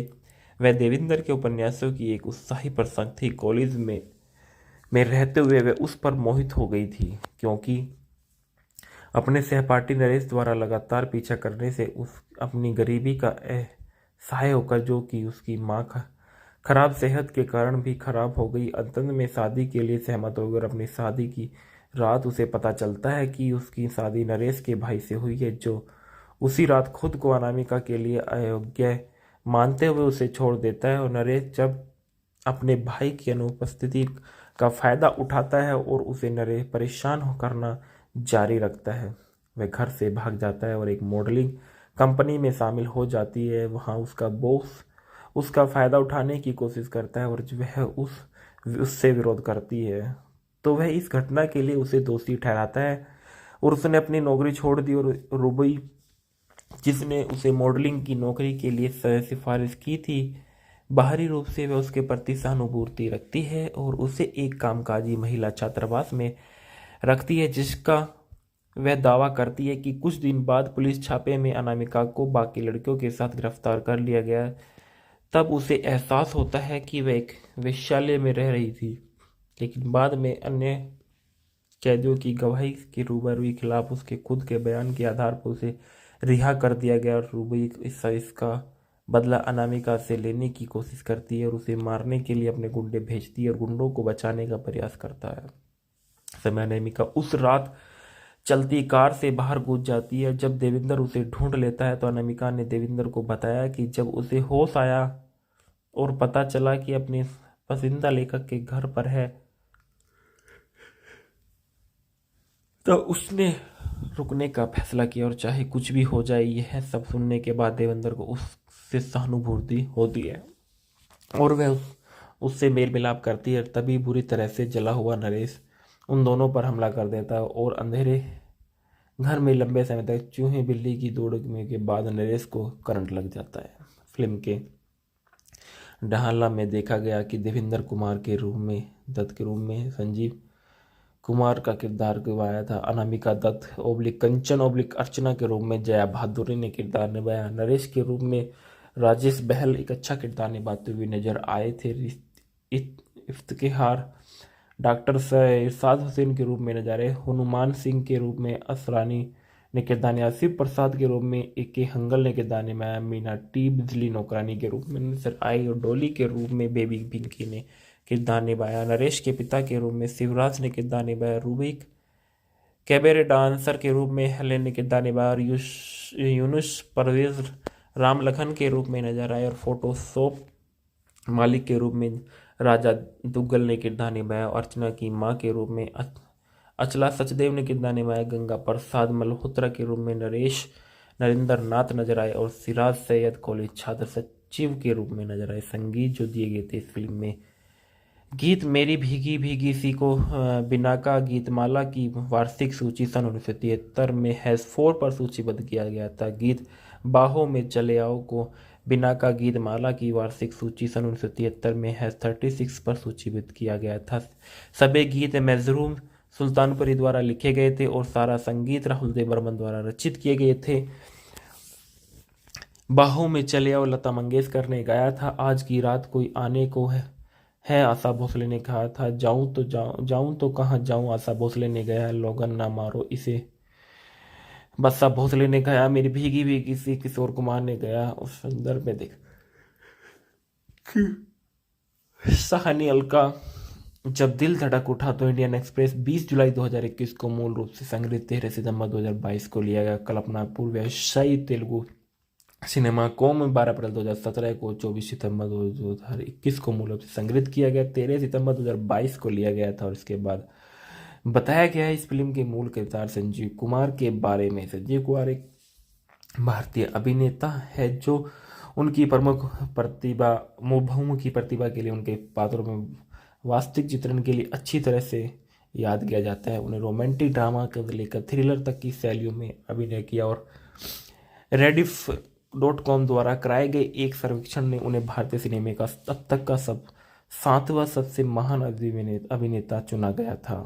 फिल्म अंगूर में उनकी दोहरी भूमिका को भारतीय सिनेमा में 100 साल पूरे होने के लिए अवसर पर फोर्ब्स इंडियन द्वारा भारतीय सिनेमा में 25 सर्वश्रेष्ठ अभिनय प्रदर्शनों की सूचीबद्ध किया गया था, जिनका जन्म 9 जुलाई सन 1938 को सूरत बॉम्बे प्रेसिडेंसी ब्रिटिश भारत जो वर्तमान में गुजरात में हुआ था।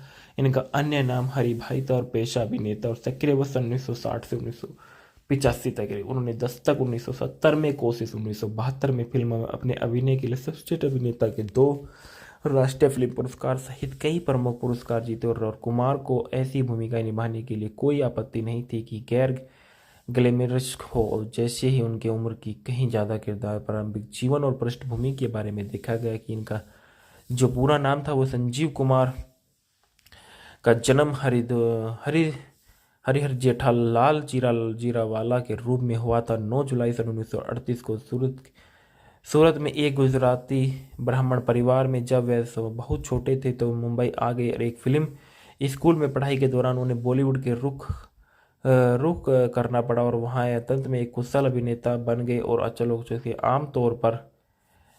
आमतौर पर उन्हें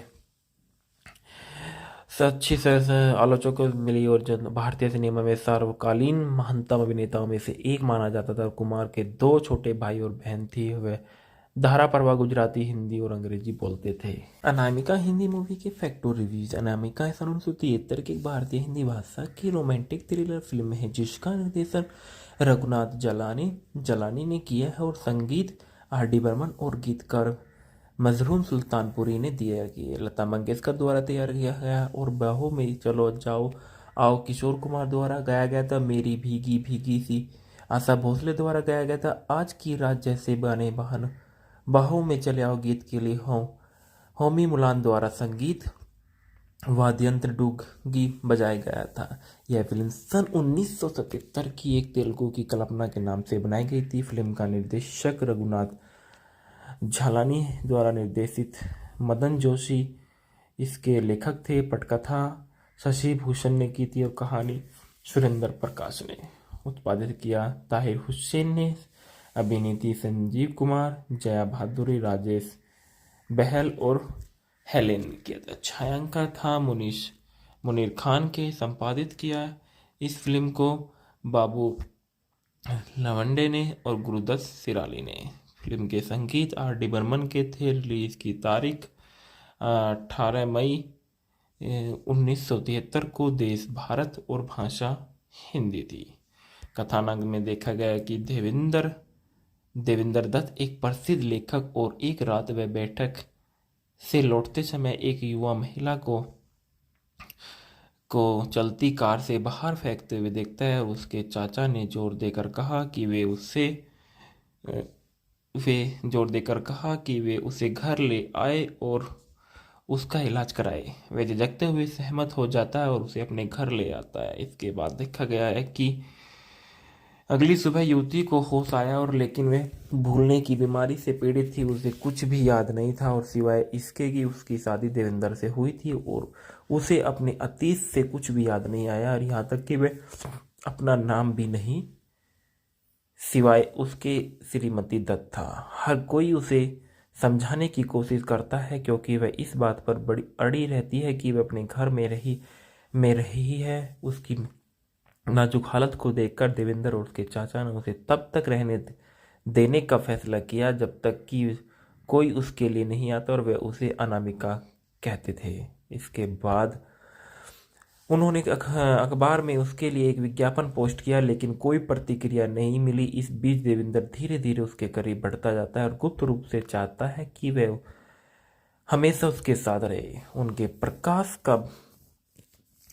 प्रकाश का बेटा नरेश राजेश बहल रॉयल्टी चेक छोड़ने आता है और अनामिका को पहचान लेता है, जिसके बारे में उसके मन में एक अप्रिय स्मृति है। वह देवेंद्र से सच्चाई छुपाता है और बाद में उसके अपहरण की कोशिश करने के लिए अपने गुंडों को भेजता है। देवेंद्र उनसे लड़ता है और वे भाग जाते हैं और अपने चाचा के सुझाव पर देवेंद्र उसे उसकी नाजुक हालत में सुधार के लिए छुट्टियों पर शिमला ले जाता है। वहाँ एक स्टूडियो में अनामिका को फोटो देखता है और आगे पूछताछ करने पर पता चलता है कि वे बिजनेसमैन की पत्नी है। हालांकि यह जानकर उसका दिल टूट गया कि वह शादीशुदा है। वह व्यवसायी से मिलने जाता है और वह यह जानकर हैरान रह जाता है कि अनामिका व्यवसायी की पत्नी नहीं बल्कि उसका कर्मचारी ओब्लिक एस्कॉर्ट्स है, जो पिछले साल शिमला की छुट्टी पर उसके साथ गया था और पहले से ही पूर्व मंगेतर द्वारा छोड़े जाने के कारण देवेंद्र का मानना है कि अनामिका सभी महिलाओं की तरह अनैतिक और उसके पीछे की पैसे के पीछे है और वो अपने घर से बाहर निकाल देती है। नरेश उसका अपहरण कर लेता है लेकिन जिस घर में वे होते हैं उसके आग लग जाती है और वह भाग जाती है। तब वह पीछे फंस जाता है। बाद में देवेंद्र एक समारोह में अनामिका से मिलता है जहां उसका परिचय श्रीमती कश्यप के रूप में कराया जाता है। श्रीमती होकर देवेंद्र ने उससे सच बताने की विनती की। अंत में वह फ्लैशबैक में अपने अतीत के बारे में बताती है। वह देवेंद्र के उपन्यासों की एक उत्साही प्रशंसक थी। कॉलेज में रहते हुए वह उस पर मोहित हो गई थी क्योंकि अपने सहपाठी नरेश द्वारा लगातार पीछा करने से उस अपनी गरीबी का सहाय होकर, जो कि उसकी माँ खराब सेहत के कारण भी खराब हो गई, अंत में शादी के लिए सहमत हो गई। अपनी शादी की रात उसे पता चलता है कि उसकी शादी नरेश के भाई से हुई है, जो उसी रात खुद को अनामिका के लिए अयोग्य मानते हुए उसे छोड़ देता है। और नरेश जब अपने भाई की अनुपस्थिति का फायदा उठाता है और उसे नरेश परेशान करना जारी रखता है। वह घर से भाग जाता है और एक मॉडलिंग कंपनी में शामिल हो जाती है। वहाँ उसका बॉस उसका फायदा उठाने की कोशिश करता है और वह उससे विरोध करती है, तो वह इस घटना के लिए उसे दोषी ठहराता है और उसने अपनी नौकरी छोड़ दी। और रुबी, जिसने उसे मॉडलिंग की नौकरी के लिए सिफारिश की थी, बाहरी रूप से वह उसके प्रति सहानुभूति रखती है और उसे एक कामकाजी महिला छात्रावास में रखती है, जिसका वह दावा करती है कि कुछ दिन बाद पुलिस छापे में अनामिका को बाकी लड़कियों के साथ गिरफ्तार कर लिया गया। तब उसे एहसास होता है कि वह एक वेश्यालय में रह रही थी, लेकिन बाद में अन्य कैदियों की गवाही के रूबरू खिलाफ उसके खुद के बयान के आधार पर उसे रिहा कर दिया गया। और रूबी इसका बदला अनामिका से लेने की कोशिश करती है और उसे मारने के लिए अपने गुंडे भेजती है और गुंडों को बचाने का प्रयास करता है। समय अनामिका उस रात चलती कार से बाहर कूद जाती है। जब देवेंद्र उसे ढूंढ लेता है तो अनामिका ने देवेंद्र को बताया कि जब उसे होश आया और पता चला कि अपने पसंदीदा लेखक के घर पर है, तो उसने रुकने का फैसला किया और चाहे कुछ भी हो जाए। यह सब सुनने के बाद देवेंद्र को उससे सहानुभूति होती है और वह उससे मेल मिलाप करती है। तभी बुरी तरह से जला हुआ नरेश उन दोनों पर हमला कर देता है और अंधेरे घर में लंबे समय तक चूहे बिल्ली की दौड़ने के बाद नरेश को करंट लग जाता है। फिल्म के ढाला में देखा गया कि देवेंद्र कुमार के रूम में संजीव कुमार का किरदार निभाया था अनामिका दत्त ओब्लिक कंचन ओब्लिक अर्चना के रूप में जया भादुरी ने किरदार निभाया। नरेश के रूप में राजेश बहल एक अच्छा किरदार निभाते हुए नजर आए थे।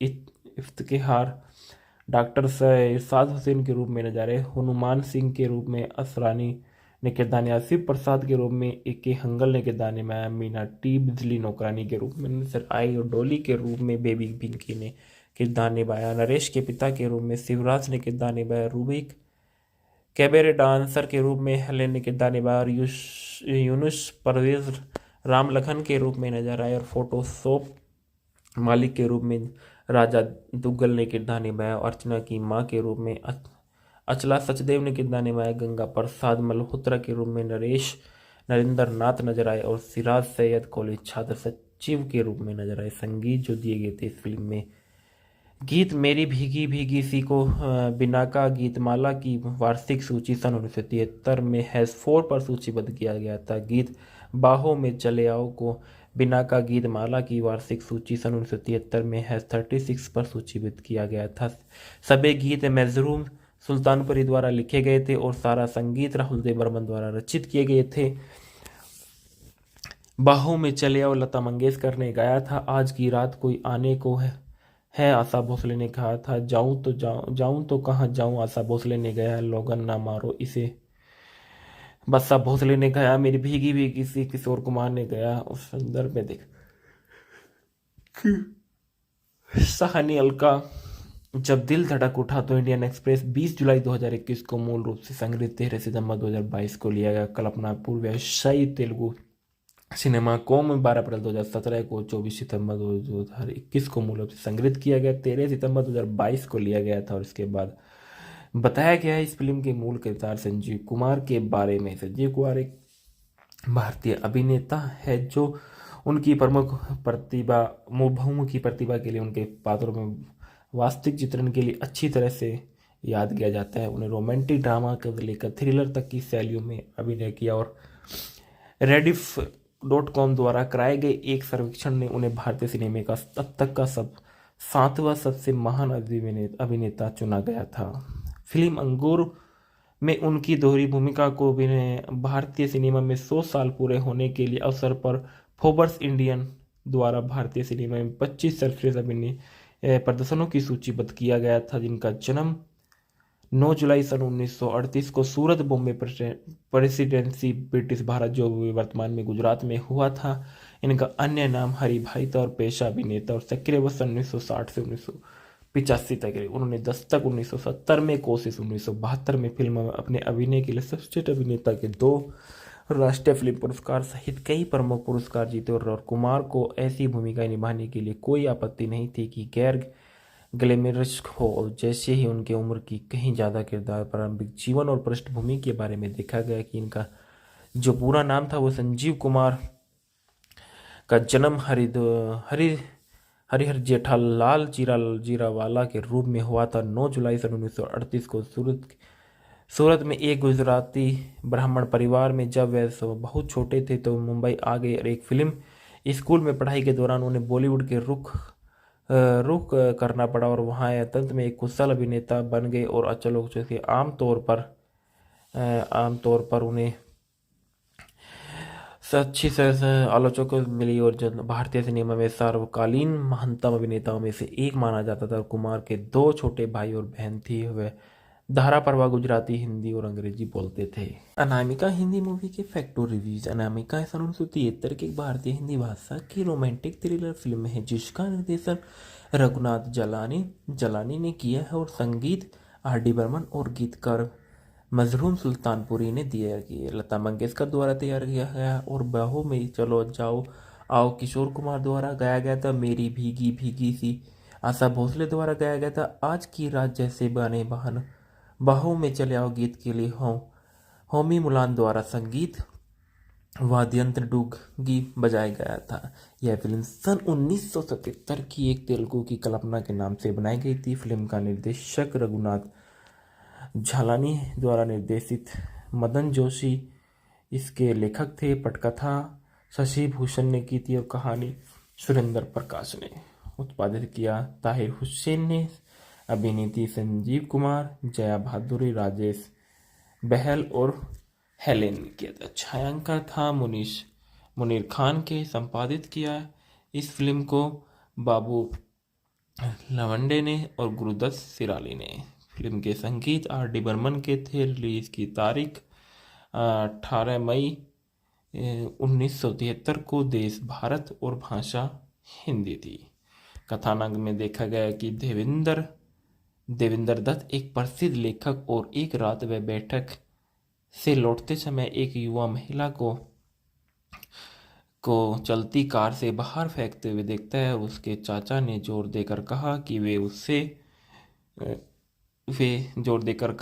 वे उसे घर ले आए और उसका इलाज कराए। वह झिझकते हुए सहमत हो जाता है और उसे अपने घर ले आता है। इसके बाद देखा गया है कि अगली सुबह युवती को होश आया और लेकिन वह भूलने की बीमारी से पीड़ित थी। उसे कुछ भी याद नहीं था और सिवाय इसके कि उसकी शादी देवेंद्र से हुई थी और उसे अपने अतीत से कुछ भी याद नहीं आया और यहाँ तक कि वह अपना नाम भी नहीं सिवाय उसके श्रीमती दत्त था। हर कोई उसे समझाने की कोशिश करता है क्योंकि वह इस बात पर बड़ी अड़ी रहती है कि वह अपने घर में रही है। उसकी नाजुक हालत को देखकर देवेंद्र और उसके चाचा ने उसे तब तक रहने देने का फैसला किया जब तक कि कोई उसके लिए नहीं आता और वे उसे अनामिका कहते थे।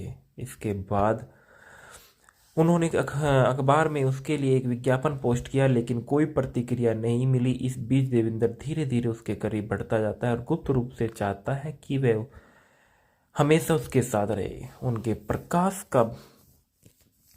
प्रकाश का बेटा नरेश राजेश बहल रॉयल्टी चेक छोड़ने आता है और अनामिका को पहचान लेता है, जिसके बारे में उसके मन में एक अप्रिय स्मृति है। वह देवेंद्र से सच्चाई छुपाता है और बाद में उसके अपहरण की कोशिश करने के लिए अपने गुंडों को भेजता है। देवेंद्र उनसे लड़ता है और वे भाग जाते हैं और अपने चाचा के सुझाव पर देवेंद्र उसे उसकी नाजुक हालत में सुधार के लिए छुट्टियों पर शिमला ले जाता है। वहाँ एक स्टूडियो में अनामिका को फोटो देखता है और आगे पूछताछ करने पर पता चलता है कि वे बिजनेसमैन की पत्नी है। हालांकि यह जानकर उसका दिल टूट गया कि वह शादीशुदा है। वह व्यवसायी से मिलने जाता है और वह यह जानकर हैरान रह जाता है कि अनामिका व्यवसायी की पत्नी नहीं बल्कि उसका कर्मचारी / एस्कॉर्ट्स है जो पिछले साल शिमला की छुट्टी पर उसके साथ गया था और पहले से ही पूर्ण मंगेतर द्वारा छोड़े जाने के कारण देवेंद्र का मानना है कि अनामिका सभी महिलाओं की तरह अनैतिक और उसके पैसे के पीछे है और वो अपने घर से बाहर निकाल देती है। नरेश उसका अपहरण कर लेता है लेकिन जिस घर में वे होते हैं उसके आग लग जाती है और वह भाग जाती है। तब वह पीछे फंस जाता है। बाद में देवेंद्र एक समारोह में अनामिका से मिलता है जहां उसका परिचय श्रीमती कश्यप के रूप में कराया जाता है। श्रीमती होकर देवेंद्र ने उससे सच बताने की विनती की। अंत में वह फ्लैशबैक में अपने अतीत के बारे में बताती है। वह देवेंद्र के उपन्यासों की एक उत्साही प्रशंसक थी। कॉलेज में रहते हुए वह उस पर मोहित हो गई थी क्योंकि अपने सहपाठी नरेश द्वारा लगातार पीछा करने से अपनी गरीबी का सहाय होकर जो कि उसकी माँ खराब सेहत के कारण भी खराब हो गई। अंत में शादी के लिए सहमत हो गई और अपनी शादी की रात उसे पता चलता है कि उसकी शादी नरेश के भाई से हुई है, जो उसी रात खुद को अनामिका के लिए अयोग्य मानते हुए उसे छोड़ देता है। और नरेश जब अपने भाई की अनुपस्थिति का फायदा उठाता है और उसे नरेश परेशान करना जारी रखता है।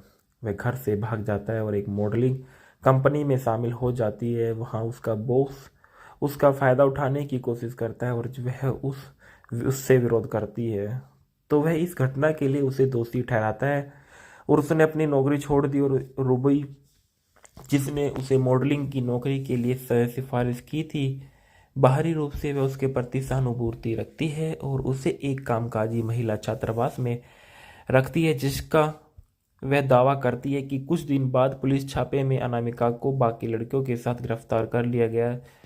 तब उसे एहसास होता है कि वह एक वेश्यालय में रह रही थी, लेकिन बाद में अन्य कैदियों की गवाही के रूबरू खिलाफ उसके खुद के बयान के आधार पर उसे रिहा कर दिया गया और रूबी इसका बदला अनामिका से लेने की कोशिश करती है और उसे मारने के लिए अपने गुंडे भेजती है और गुंडों को बचाने का प्रयास करता है।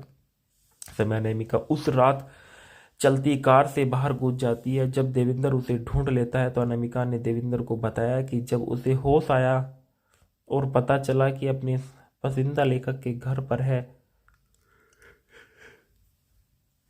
तो उसने रुकने का फैसला किया और चाहे कुछ भी हो जाए। यह सब सुनने के बाद देवेंद्र को उससे सहानुभूति होती है और वह उससे मेल मिलाप करती है। तभी बुरी तरह से जला हुआ नरेश उन दोनों पर हमला कर देता है और अंधेरे घर में लंबे समय तक चूहे बिल्ली की दौड़ने के बाद नरेश को करंट लग जाता है।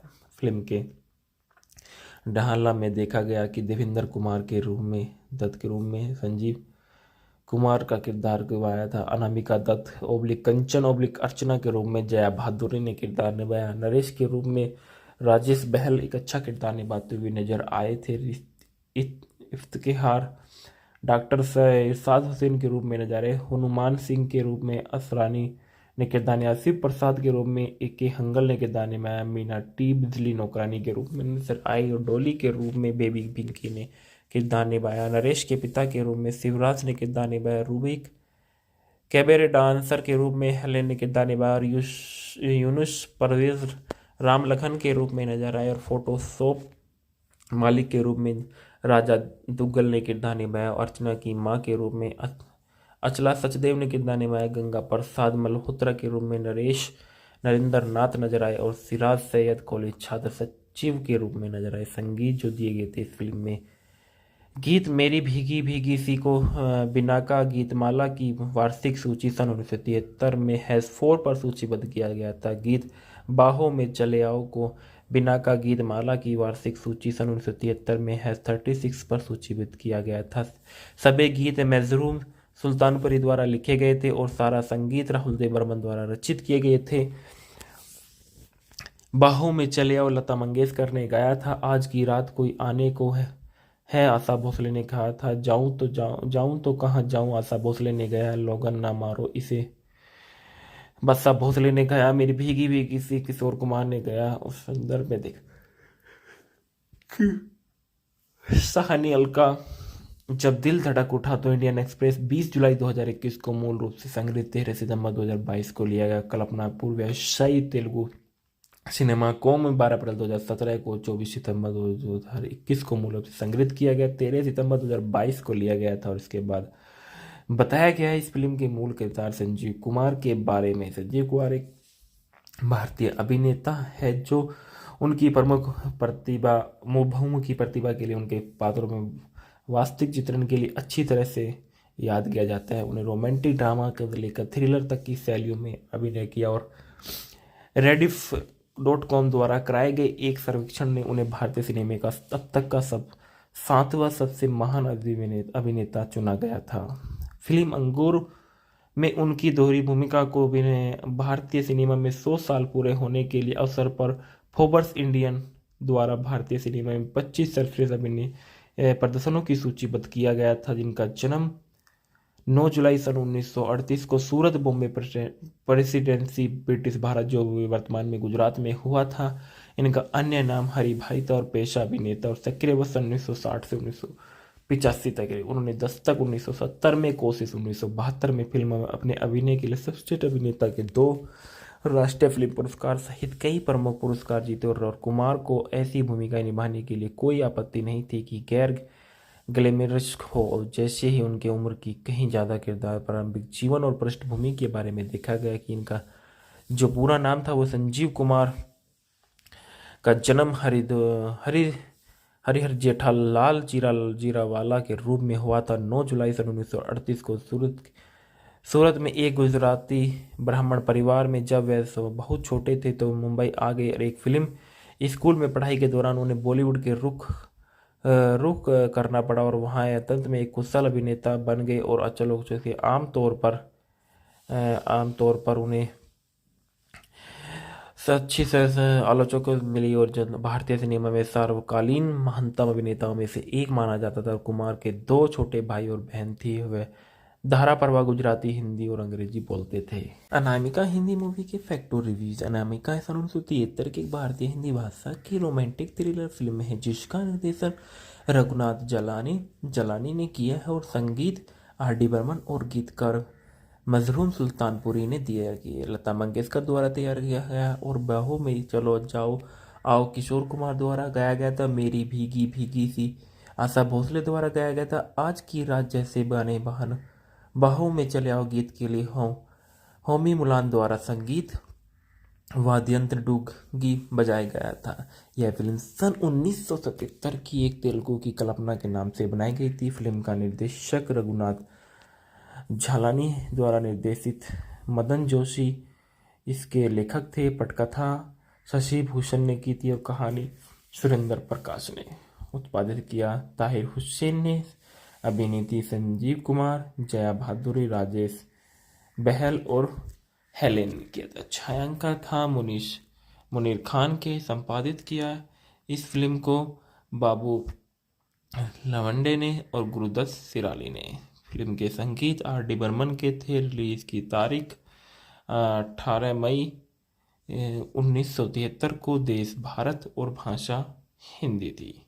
कथानक में देखा गया कि देवेंद्र दत्त एक प्रसिद्ध लेखक और एक रात वह बैठक से लौटते समय एक युवा महिला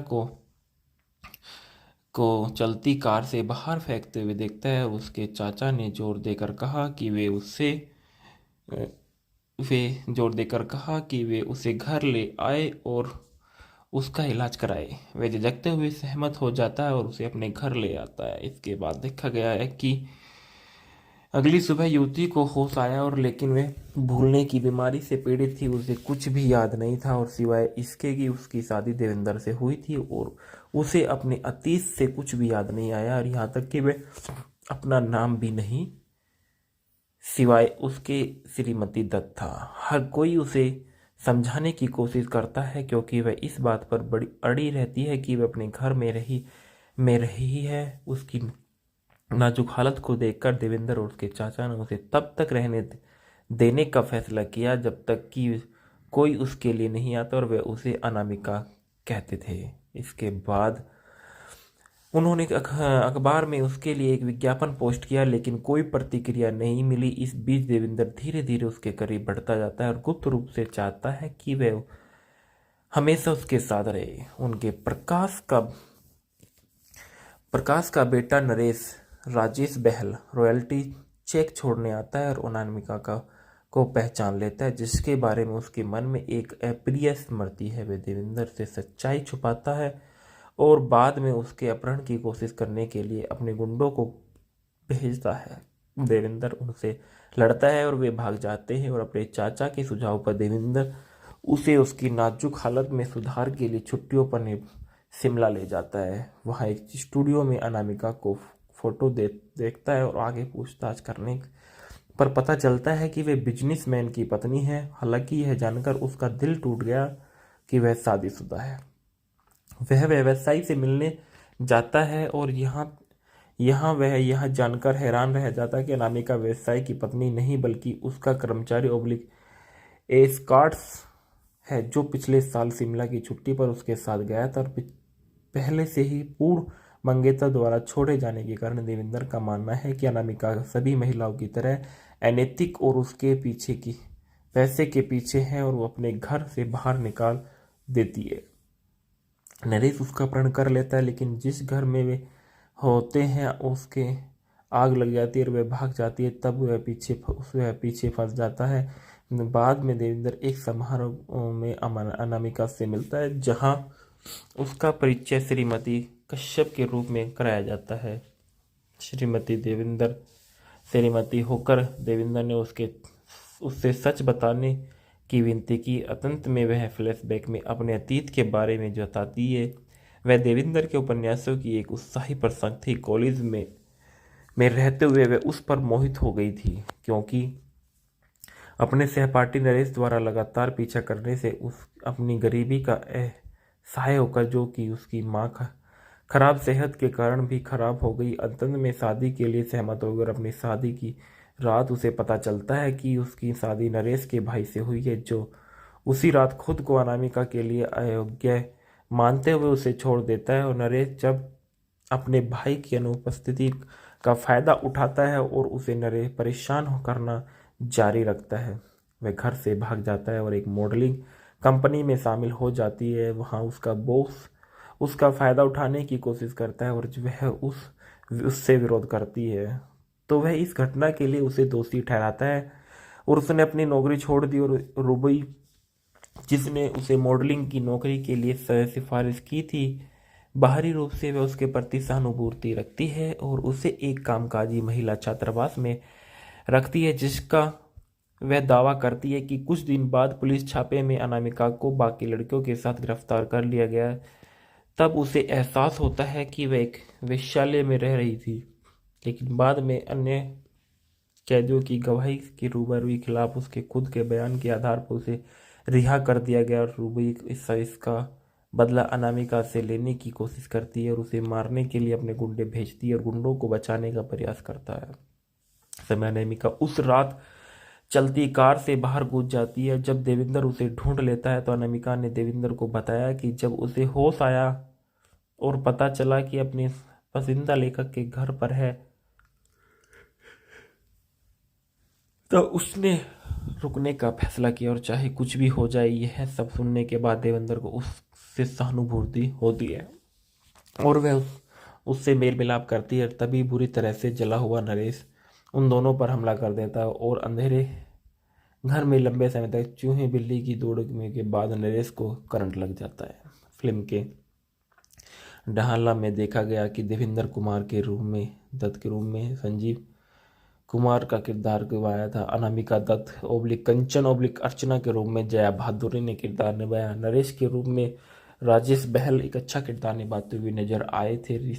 इफ्तिखार डॉक्टर इरशाद हुसैन के रूप में नजर आए। हनुमान सिंह के रूप में असरानी ने किरदार निभाया। शिव प्रसाद के रूप में ए के हंगल ने किरदार निभाया। मीना टी बिजली नौकरानी के रूप में नजर आई और डोली के रूप में बेबी पिंकी ने किरदार निभाया। नरेश के पिता के रूप में शिवराज ने किरदार निभाया। रूबिक कैबरे डांसर के रूप में हेलेन ने किरदार निभाया और यूनुस परवेज राम लखन के रूप में नजर आए और फोटोशॉप मालिक के रूप में राजा दुग्गल ने किरदार निभाया। अर्चना की मां के रूप में अचला सचदेव ने किरदार निभाया। गंगा प्रसाद मल्होत्रा के रूप में नरेंद्र नाथ नजर आए और सिराज सैयद कॉलेज छात्र सचिव के रूप में नजर आए। संगीत जो दिए गए थे इस फिल्म में, गीत मेरी भीगी भीगी सी को बिनाका गीतमाला की वार्षिक सूची सन 1973 में हैश4 पर सूचीबद्ध किया गया था। गीत बाहों में चले आओ को बिनाका गीतमाला की वार्षिक सूची सन 1973 में हैश36 पर सूचीबद्ध किया गया था।